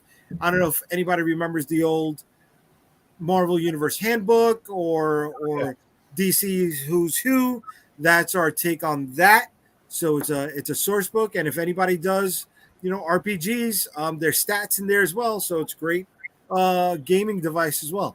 This is the creative team on it: myself, Russ Leach, Michael Summers, Granda is the cover artist, my editor, Dr. Shamika Mitchell, an English doctor in SUNY Rockland College, and my wife is doing the remastering of the lettering in the book. The first books were me trying to save a buck or two. You know what I mean, Bitterman? And she I know that all too well because I just talked about, because people always ask me how can they get American Revere Zero, and I say you can't, because I tried to save a buck and I lettered it myself, and it's. Well, you know what's funny? I'm still piece using of shit because I didn't know how to letter. The Photoshop 7, and she's using the current creative suite, so she has all the bells and whistles to make it look a hell of a lot prettier. Then we have our shirts. So again, I've been producing for quite a while, and we have printed up quite a few shirts in that time. We have our standard Unstoppable Comics flagship tee, some Vicky sticks, our supernatural lead, another Unstoppable branded Vicky as a as a chibi. We have a nice team fight with the Interceptor and the Rotting Knight underneath that. Right next to it, it's a little personal favorite of mine. Carlos was bringing up Puerto Rico, and if you've ever gone to Puerto Rico, you keep hearing about this famous flag of resistance. So it's just the Puerto Rican flag turned black and white. gives it that nice Scarface, negative space usage on there, and then some other chibis. So again, we've got a ton of stuff. We've built a lot of merch. So Corissa, that merch queen title, I'll take the merch queen title, baby. I got no problem taking that. Trading cards. That is one of my favorite things to do. I was always a big trading card fan, especially with the Marvel Universe stuff. So with every campaign we've done, we have added trading cards and stretch goals. Do you have plushies and statues? What's up? Do you have plushies or statues? I don't have plushies, but I still have a couple of gypsum 3D printed full color statues. Yes, but I'm saving them for special moments. So we've also done holochrome covers. So these are some of the holochrome covers that we have available. The Storm Chaser #1 is getting reintroduced as a holochrome cover. And if you want, you can, at your own time, look at the video of what the holochrome covers look like. But if you go up a little bit, we were talking about statues and plushies, and I think Calderon brushed over that. This right here, go down. Stop. No whammy, stop. Oh, come on. Stop. Come on, bro. All right, you son of a you sandbagging son of a bitch. So no, just a touch up. Just a touch up. There we go. I don't have a Patreon, right? I don't have a stamp card which gets punched when you buy your 7th coffee. I don't have a freaking Flyer Miles Cup. What I do have are 20 Kickstarter campaigns under my belt. And on my last campaign, we did something really nice for any returning backer. They received a holochrome trading card at no extra charge. Nice. This is all coming on my dime. It worked well. People were into it, and we're doing it again. So any returning backer can get this holochrome trading card added to their rewards at no extra charge. And if it's a first time and they want it, they can spend the 5 bones and pick it up. No problem. But anybody coming back, understand that this is already going in your rewards package. So let me ask, is that returning to Storm Chasers or to anything, dude? Anything. So you owe me one then. Oh, you didn't get the last one? I got I don't know, because I'm still waiting, and it may that's right, because you sent it and it's sitting in my the office. So I still don't have it because it's in the office. So it's I still have to go pick it up. Come on, you're pulling my leg and you haven't even picked it up yet, bro. It's in there, baby. You don't take good care of you. Come on.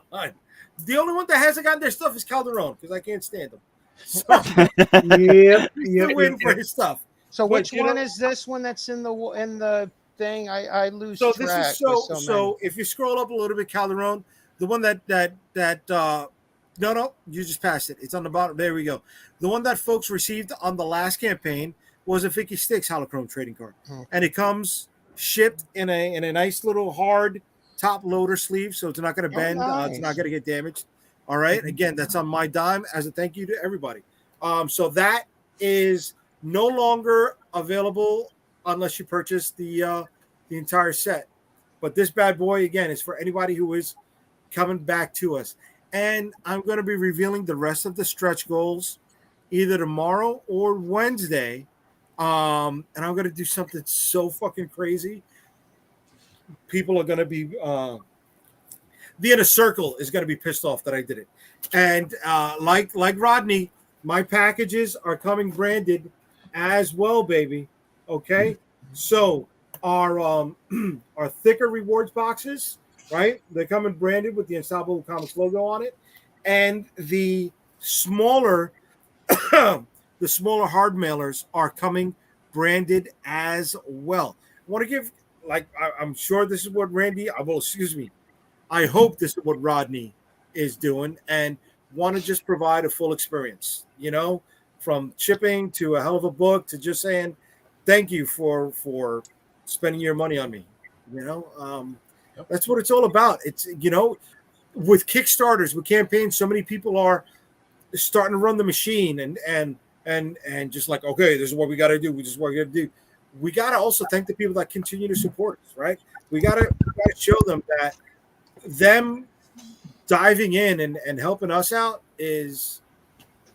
means the world, you know. And here I am saying this while I got that uphill battle to fight, but I've never been a crowdfunding campaign that, you know, hits its goal in 2 hours, hits its goal in the first week. We always drag that bad boy out to the end. So, well, I'm one of You're those gonna make it. 22 people, so I look forward to it. thank you, brother. Thank you. You're Thank you. welcome. You're gonna make it. Yeah. It's just, you know, it's the usual pulling my hair out, my wife not wanting to talk to me. You know, I'm checking the phone at every red light. You know, being at lunch, and my sister saying, "Why can't you be in the moment with us?" And I'm like, "I'm in the moment. I'm paying attention to my sales." It's very hard to not stare at that screen. Oh my god! What? Mhm. Why? And then, Why is it hitting the refresh button doesn't add more sales? The Yeah, refresh button I agree is that supposed it to add should. more fucking sales. And Right. the worst thing is when somebody says, like, I have like because mine's really fast after the last one. I mean, the day after I ended, I was already in pre-launch.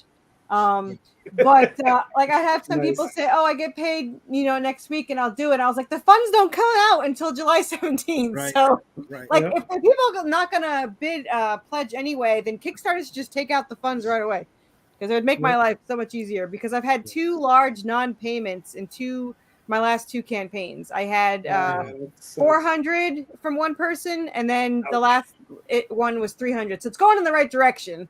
But yeah, so the last one was 300, and then and it was just 2 people. The first one was 400. He bought all the plushies, and then the second, and they're always like the one of a kind items that now I can't sell because they bought it. So I wish Kickstarter would take it out right away, so you know when that, you know, the end button clears, at least you're like, oh, I got everyone, and then, but no. It happens. I know. It's hard. Yeah. And I had a 505 that it went completed, but you know the credit card just didn't complete the transaction. Yeah, We've always so got that. weird. I've I had just- a credit card for like 5 years, so. And just to let everybody know, all of those links are in the show notes. So you can click on those links, go buy some books. These are all awesome books. So go pick up those books now. Paul, sir, you're up. What's happening? You're up, sir. All right. Well, I don't have a campaign going, but I do want to announce a special announcement. ASAP Imagination, it has my books currently, and they're selling them on the digital platform. I want to thank ASAP because what they're offering is the whole month of July. If you buy my debut comic, PTSD, every penny of those proceeds is going to go to the Wounded Warrior Project. So every penny that goes to being bought of my debut comic, PTSD, award-winning comic, will go to this special, amazing organization that helps out. And I tell people, remember, the 4th of July, we celebrate our independence. Let's not forget about those who are fighting for their independence from mental illness. So please take it into consideration this month. And thank you, ASAP, for making this happen. ASAP is awesome. Yeah, that's cool. But I mean that's incredible. But it's your turn to ask a question. That's what I was talking about. Oh, is it my turn to ask a question? Yes, it is, sir. You got his moment. You should have just asked the question. It seems like this is a seamless process here. No, I was like, oh, Kill okay. the moment. No, okay. So I have hundreds and hundreds of questions like I always do. But here's the one question that I put on the top of my list for this show. Go for it. So they said that there's never going to be another Image Comics where there's a creative team that comes together and builds this foundation. I think there is. What would it take for you to join one of those teams or begin one of those teams with an independent group? I mean, could that happen? Do you think you'd be a part of it? I've been a part of it for 7 years. No, seriously, I've been a part of Coalition Comics for 7 years now. And we are 8 independent creators that came together to create a world. And we've now going on 6 issues now, and we've kicked people out, we've fought, we've cussed at each other. It's been crazy, but we've been doing it, and it's not easy. Now, is there another Image per se that's going to happen? Absolutely not. Even What's Their Nuts that have a part in Whatnot and Massive. Well, what the hell are they called? Artist Elite. Artist Elite. The Artist Elite. They've tried it, and they're doing well, but they're doing well on Tyler Kirkham. Yeah. Right. Bravura. Who else was there back then? Arthur Adams was part of a line. Legend. Yeah, Legend. Legend. Bravura, all of those went because Image was a revolution, but it was also a bunch of top draws. Yep. I'm not a top draw. I'd love to say it, but look, 22 people in, I haven't even broke a grand. I'm not a top fucking draw. Well, right? don't you think that has that opening for independence? I don't know if it's going to be so much the mainstream like it was Image, but I'm like, if there was someone do it in about 5 different cities: Texas, New York, Chicago, California. Can I ask a question, Paul? Yeah. To refine it, are you looking for a disruptor, or are you looking for a group of individuals that are going to band together and take the world by storm? Because if you're looking for a disruptor, the crowdfunding element has been a disruptor. Right. But if you're looking for a group of individuals, I don't see that happening, dude. Like, even most recently, Comixology try to have their line. Hold on, Jay. Hold on to your thought. Hold on to your thought. Yeah, hold on to your thought. Hold it. We're going all over the place. Carlos was good because he was first. All right, Rodney, what are your thoughts? I apologize. This is what happens when I don't drink. Sorry. Everybody's throwing out their thoughts, and that's great. That's why we're here. I think that it's going to happen again. All right.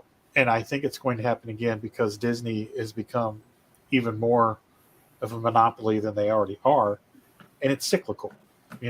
Marvel was kind of untouchable in the late 80s.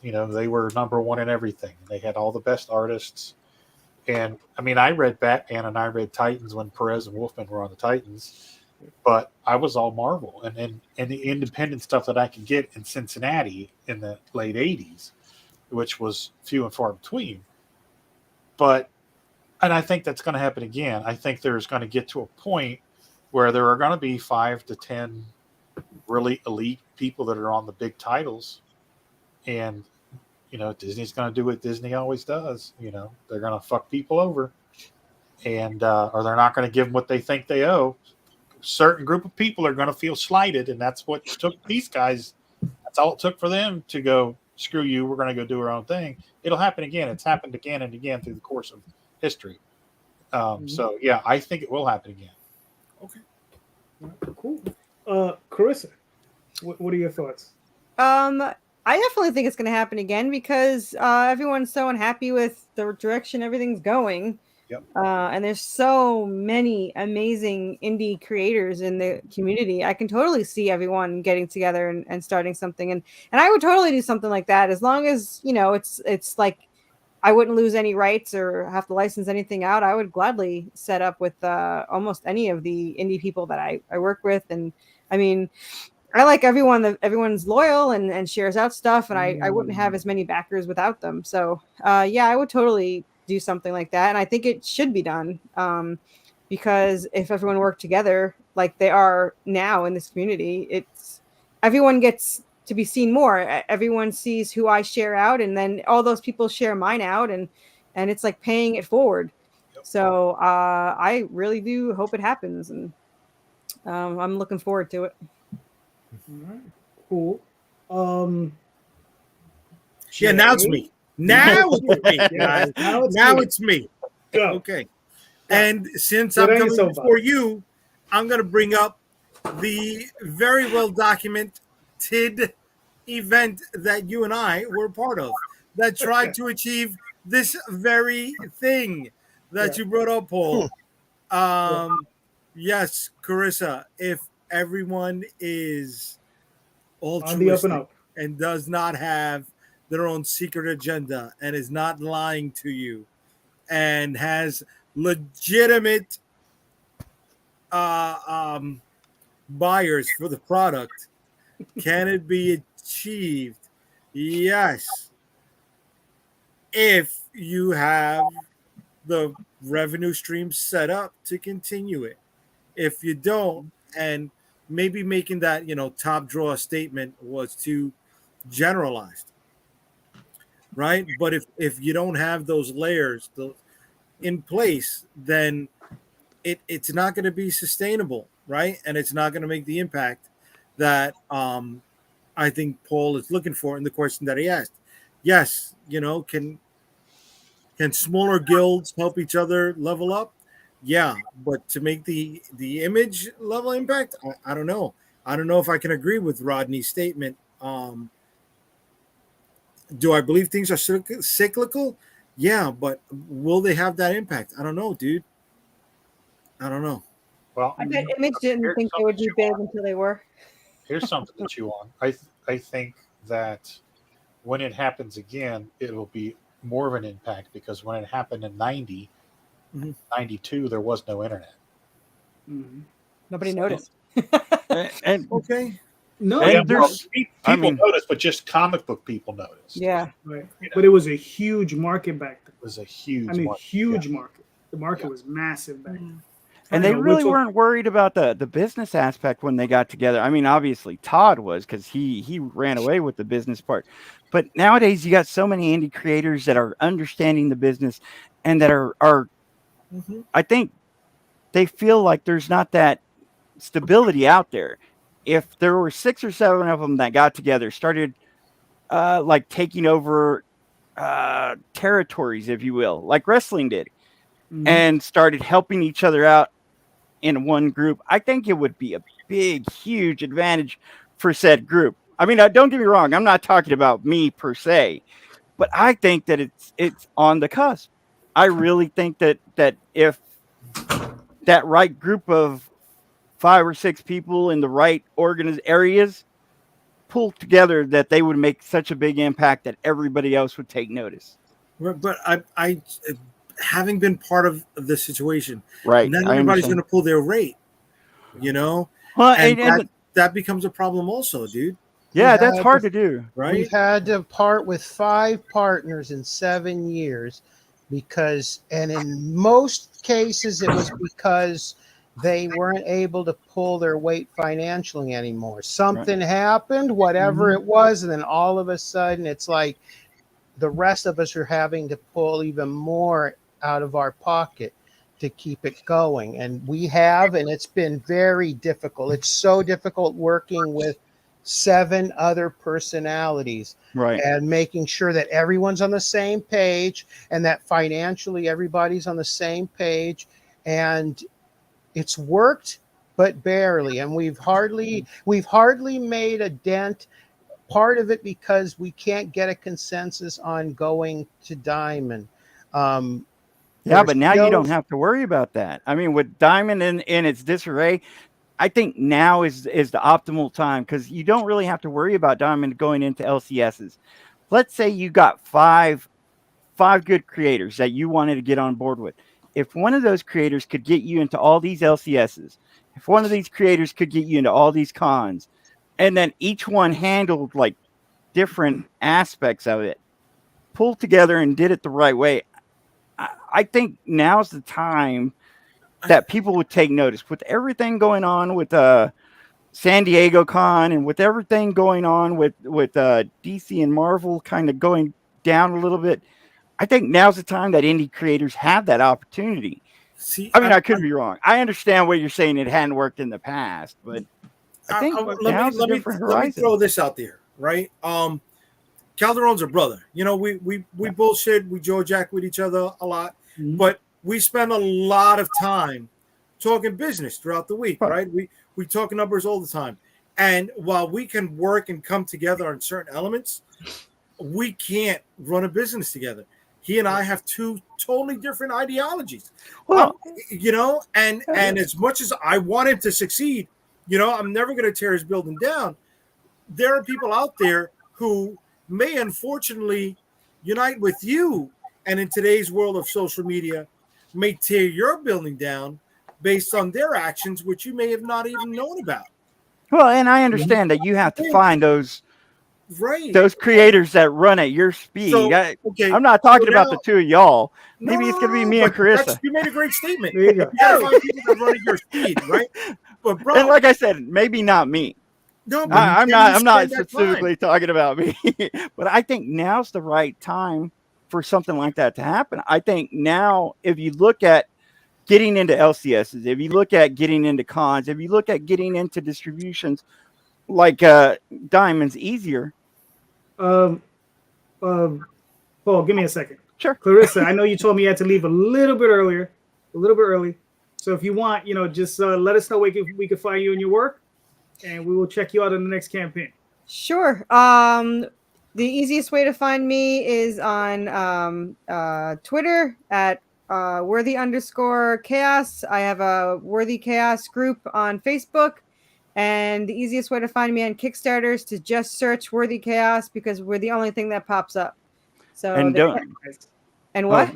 And don't forget this weekend at Knoxville Fanboy Expo. Paul will be stalking me at Fanboy this weekend. Yes, I will. We will be there. So not only can you meet Clarissa, you can meet me. I'll be right behind her. Yeah. So see us all in one spot. You can talk about your collaboration there. Yeah. Yeah, I suck at cons. I'll just have Paul sell my books for me. So that'll work the best. But yeah, Carissa. and yeah. Thank you. Oh, for being here. You were awesome. I mean, look, good luck with the book. I'm going to wish you luck. You don't really need it because you've already made it, and you're going to keep making it. I got 40 more to go. I need all the luck I can get. See? So. I know exactly how you feel. Thank you. Thanks for having me on, guys. I appreciate it. Yep. Have a Listen, good we'll one. do it more often. Have a good night. Bye-bye. Thank you. All right. So hold on. Let me just read some of these. So C. Michael Lanning is coming on. He says, will there be another image? Is not the question. The question is, will there be another wizard? Okay. So there's that's a misnomer there. Well, hold on. Let me just finish it. Then we can go beat up on Mr. Lanning. Oh, wizard is elevated that drive for them, and not to mention there aren't Gene commercials featuring comic artists anymore. LCSs were around, but at that time we were spinner racks at grocery stores too. Wizard was on magazine stands. You don't have that now. It's the same. Small publishers are going what Image. That's a good point.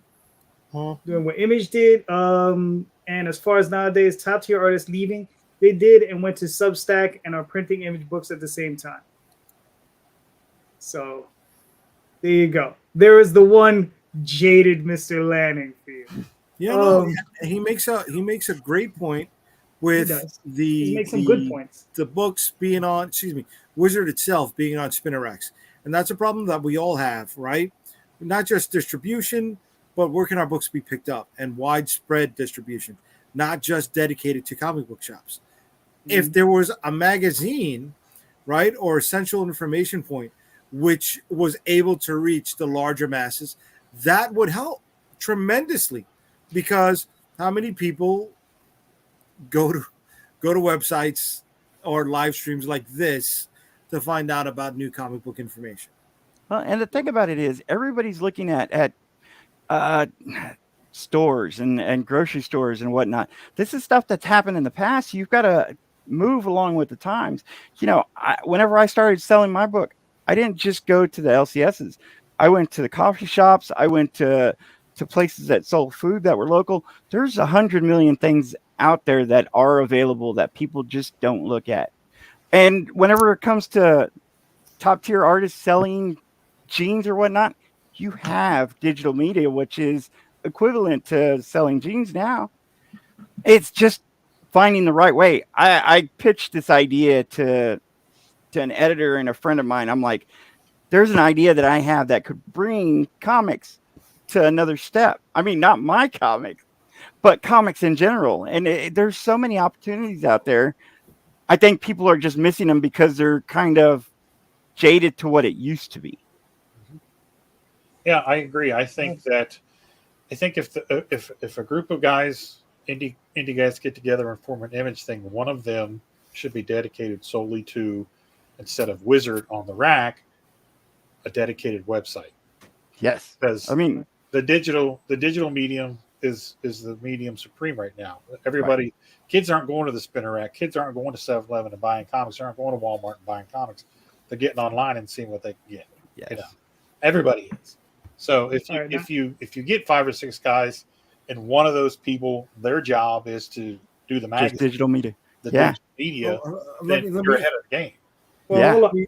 I want to add based on what Drawn Talk is saying, and I want to capitalize on Rodney for a second before we move on, please, because I'm a numbers person.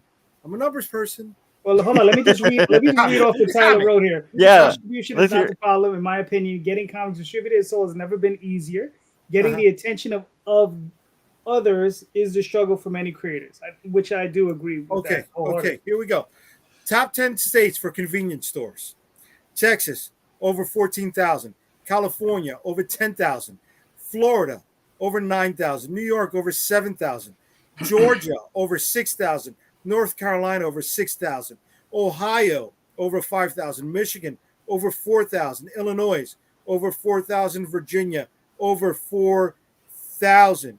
Store breakdowns, convenience across the nation over 146,000, supermarkets 36,000, drugstores 37,000, mass merchandiser or dollar stores 28,000, superettes 13,000. Okay, what the fuck, man? Yeah, distribution is not a problem. The fuck it's not. The fuck it's not. All right, comic shops. We still can't get a number today. Is it 1,800? Is it 2,000? Is it 2,500? All right, so don't say distribution and widespread availability of our product is not a fucking problem, because it fucking is. No. But the thing is, though, there's a huge difference. We can all get our books into Walmart if we really wanted to. Okay. You know what I'm saying? It's capitalization. I didn't bring up Walmart. Okay. I didn't bring up Walmart. But I'm just saying. We're talking about distribution. We're talking about Walmart. We're talking about Target. We're talking about, in the end, you mentioned a bunch of different venues that we can sell the books, but it's capitalization. If you're going to get your book into 10, 20,000 stores, you got to capitalize. You got to upfront that money, right? We know what the unit costs. Let's say if you do a manga sized book, it costs you $1 per unit, right? You got to produce 100,000 units, $100,000. You got to capitalize that. You just can't release one book. You're talking about step J. Oh, whenever we're at step A or B. Right. No. I mean, he's talking about getting into convenience stores. Can you afford to print all these books that are going to go into all these convenience stores? Correct. This isn't something that you should be thinking of right now. What you should be thinking of is scaling up. What's your next step to get to that J? B, C, D, E, F, G. Right. There's other stuff. I mean, what about coffee shops? You know, you've heard comics and coffee. They're selling comics nowadays. If you can get into 100 coffee shops, that's your next step, because that's only 100. If you could get into 2 or 3 conventions a weekend, instead of just you doing it by yourself, you have 5 other people across the country. That's another step. Well, hold on. Let me read this. Distribution is not the problem. Attention is not the problem. Accessibility is the problem. We all have accessibility, though. All of us, everybody has access to all of our stuff. It's called the internet. Right. That's why I agree with Tyler, because if you take out a Facebook ad right now and you don't prompt your stuff, your shit is going to end up in Facebook Marketplace to the 50 and over flea market crowd. Is that who you're going to be selling your comic books to? Or are you going to be doing the TikTok stuff to selling to kids who are not looking for comic books on TikTok? They're fucking looking for the next goddamn dance. But here's the thing, though. No matter what you do, you have to do this stuff. Right? Yes. Whether you sell this stuff through Walmart, Target, wherever, through comic shops, they got to find out people are going to have to find out about it somewhere. They're not just, some people will stumble upon it. So let me check this out, so on and so forth. But there you go. everyone has accessibility on the internet, not a problem. There you go. I agree with that. You understand? But the thing is, though, is how do we get eyeballs on our stuff? That's the real issue. It's developing those 1,000 fanatical fans that are always going to buy your stuff, right? Because that's what we all need. We need those 1,000 fans. And that's right? why, I always tell people, go do LCSs every weekend. Mhm. If you can do an LCS every weekend or a convention every weekend, you're reaching hundreds and hundreds that haven't seen your stuff yet. If Right. you get in ties with about 5 other people that are doing this across the country, and they're featuring your book along with theirs, then you're getting those extra people that are going to see your stuff as well. I'm not talking about me because I've got my own plans in place, but I think that a unity that could stabilize a little bit more of the independence instead of everybody just fighting with each other or trying to vie for space. But that's what we enjoy doing, Paul. We like fighting. I know. I understand that. No, I don't. I mean, I'm not that. I don't like. Look, I'm fine with myself to make better quality stuff. There you go. Of course. 100%, bro. Yeah. But here's the thing, though. Here's the thing, right? Like, can it work? I do believe it can work. Okay, because the thing Jay was mentioning, the situation we were in, I think it would have worked if the person who was at the head of it had genuinely done their job. If they had genuinely done the job and they'd done it correctly, everything would have worked. I got the printing situation straightened out. I got all the cats herded together. I was able to get everybody together with the printing structure. You understand? I said, look, we need to hit these dates. We need to hit these dates hard. And people were hitting them. Okay. Right. And mind you, I built latitude in those dates. All right. So that's how I knew I was able to get it work. Because you got to build in latitude. You got to know how to manage people. You got to know, build in some latitude. You can't just be hard, So and I want to add on to that. It wasn't just one location. We would go and we'd have meetings and other locations were brought up. Right. So there was one giant big location, yes, but there were other locations that this person said, oh, they landed us this location. They landed us this location. I want to say, I remember at least 4 different locations, smaller, being landed. And we were like, okay. And mind you, he wasn't privy to some of the bigger stuff that I knew about. Right. Yeah. There was some other stuff that I knew about. I mean, I don't know the all situation. I understand a little bit from the outside what I've heard. And I came along in the industry after all that stuff happened anyway. Yeah. But I'm saying that right now is the time more than ever, because like I said, with what's happening with Diamond, what's happening with, I talked to all these LCSs and they're like, all that stuff's unstable right now. They're welcoming independence a little bit more. No, I think now's the time. I listen to very much. Do I agree with you? But here's the problem, right? Is that if I were to sit back and say, oh, I need to pick out 5 or 6 partners, right, that I want to team up with, and and I feel I can make a team with, and we can build this team, and we can go ahead and do this stuff. The first thing I have to do is evaluate the stuff that's being produced. Does it align with what I'm producing? Right. So I'm like, I mean, Rodney's doing horror. Does that really align with what I'm doing? I'm doing a mouse book with Tall Tales and all this other stuff. Does it align? I got to figure that out, right? Are we going to be in conflict of interest? Am I going to include Jay? Jay's doing superhero books. I'm like, too. No, I know, but I'm just using that. I'm just using that as an example. But I mean, Jay's doing superhero books. Does that align with what I'm doing, right? Do I want because I know what Jay's going for. He's going for a more mainstream superhero look, and the stuff looks great. That's what he's going for. Rodney's going for more like that dirty, hard, gritty 70s horror feel, right? Again, Texas Chainsaw Massacre, right? Exactly. And I mean, are these things that are going to align with what I'm going with?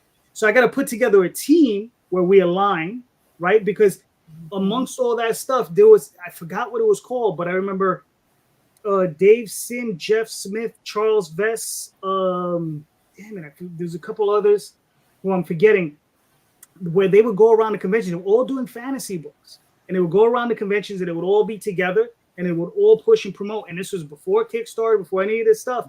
And they would all travel together in a group, and they would show up at the big shows, and they would do gangbusters business. They would have an island, and they would all get together, and everybody would, oh, because this is where all the fantasy stuff was at. So everybody knew if you wanted fantasy books, boom, this is where you would go. Achievable.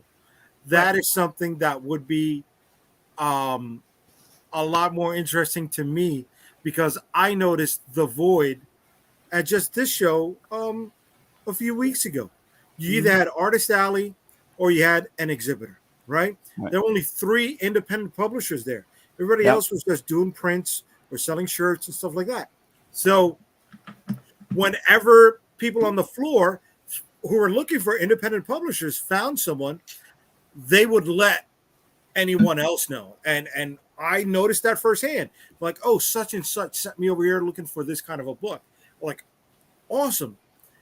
Finding an island, finding a small press area, getting together with groups who you're still allowing to do your own thing, right? But you're creating, I guess, a market share on the sales floor. Yeah, So and that's the thing. Much more You don't see that many people grouped up now. At least I don't. In all the conventions that I've been to, you don't see that many people grouped up and trying to sell as a group, as opposed to every individual who's just fighting for the attention. Well, okay, that might just be because you're relatively new, because I've been part of blocks or islands myself. Oh, yeah. Has at several shows, and sometimes it works and sometimes it doesn't make a difference. Right. So it's just a lot of times it's the crowd. It's the luck of the draw. Yeah, exactly. Well, I mean, but it's not just that. It's like, okay, like I'm brand new, right? So I can't get into those big shows. I've tried to get into New York twice already, got denied. And I understand that it might take me 4 or 5 years, 6, 7, 8, 9, 10 years, whatever it'll take me, I'll get there. But, if you have that group, then you might have that one person that can get in and have your book there. Okay, let me ask you something, and I'm going to play devil's advocate here. Sure. Okay, how many books do you have? 5. Okay. 5 titles or 5 consecutive issues of a title? 5 titles, 1 with 2 issues that are connected. Okay. Or 4 titles, I'm sorry, 1 with 2. Anyway. Okay, I understand the draw of wanting to go to New York or San Diego or Chicago or whatever, Baltimore, whatever it is, MegaCon. But you're going to go spend, what does it cost, guys? JD and Jay? 12. To go to 12. 12 starting. That's to get the 12 table. starting, yes.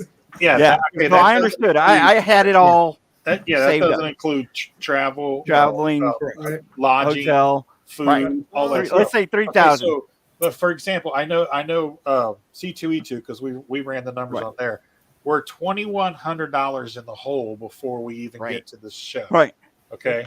Now, are we going to make $2,100? We've got 5 different titles. Okay, and we have Peanut Pudding and Jelly has 6 issues.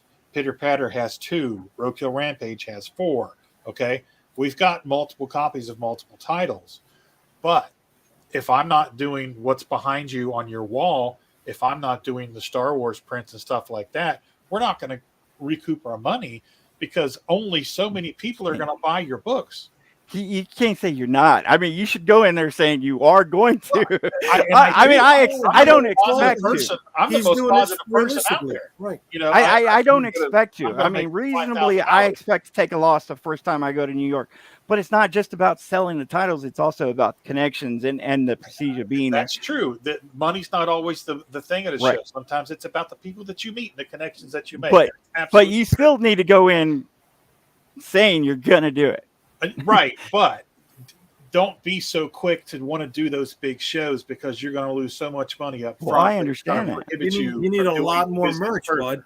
And this is why I say it helps if you're with other people, because they will have more merch. Here's one of the other things you could do for yourself, especially if you're coming to New York City. New York City, just renting a hotel room, I don't care what time of year it is, what show you're going to, because they don't care. It's going to run you anywhere from $200 to $300 a night, easy. Yeah, easy. Would you disagree with that, Jay? No. Right. No.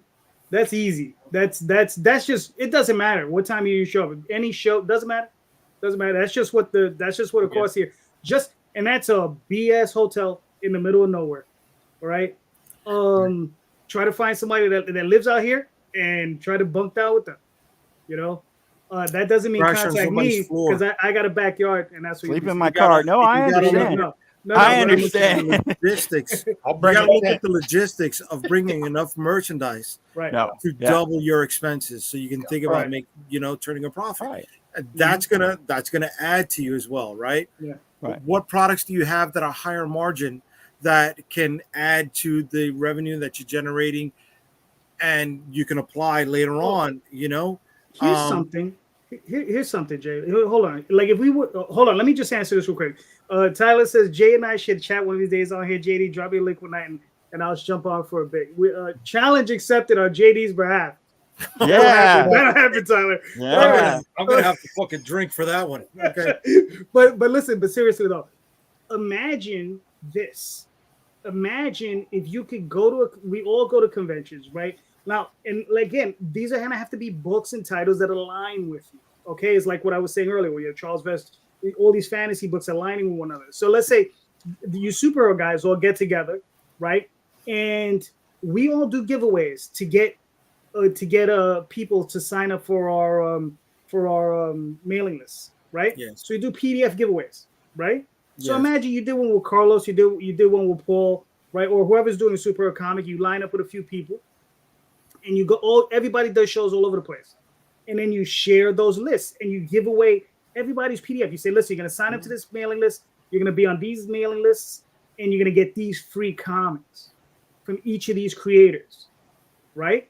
That's a way that we can team up, share up, and not necessarily cost each other a lot of money because we're already going to our show. Yep. Maybe I'll go to New York Comic Con, maybe I'll go to Eternal Con, maybe I'll go to some of these local shows. You guys are not going to be there, right? That's another thing. Don't But we can discount share. your you know- local church basement con, whatever no, it yeah. is. You Yeah, know, yeah. I mean, Don't discount those. the smaller shows, Yeah. you're gonna have a lot more intimate interactions. You are gonna be able to recoup your expenses.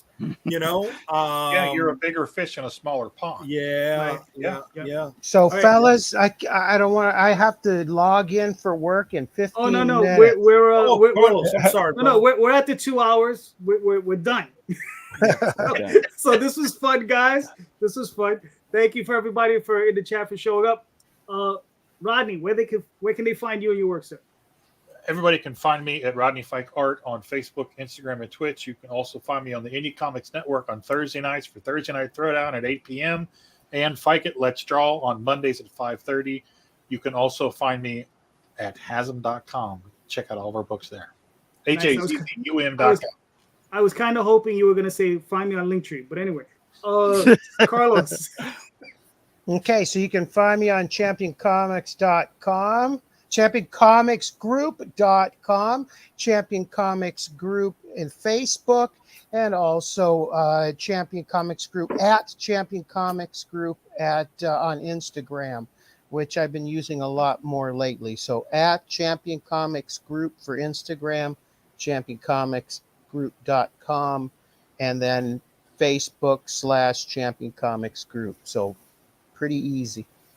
There you go. Mr. Paul? My name's Paul Gomez. If you need any help with any comics, questions, concerns, give me a shout out. If you just need a helping hand or having a bad day and need somebody to talk to, please don't hesitate. I'm at Paul Gomez 790, Facebook, Instagram, and Twitter. And now on YouTube, I'm doing a show every Wednesday and Friday with my son. Again, if you're having a bad day and if you just need somebody to talk to, I'm here. Very Awesome. nice. Paul. Thank That's you. very good of you. I like that. Yeah. Mr. Rosario, where can I find you, sir? Unstoppable Comics, baby.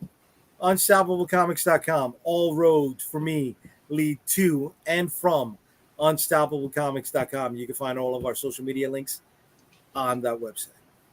All right. And I'm JD Calderon. You can find me here most Sundays. You can find me on Facebook, Twitter, and all these other places under JD Calderon, but especially theoswaldchronicles.com and talltalesonline.com and dreamerpress.com. So thank you so much, everybody. And please, everyone, go check out those links in the show notes. Click on those links. Buy some of these awesome independent books. I'll be talking to you all later. And just remember, buy more indie comics, especially ours. Have a good night, guys. Good Thank night. I hope you use the title card your wife made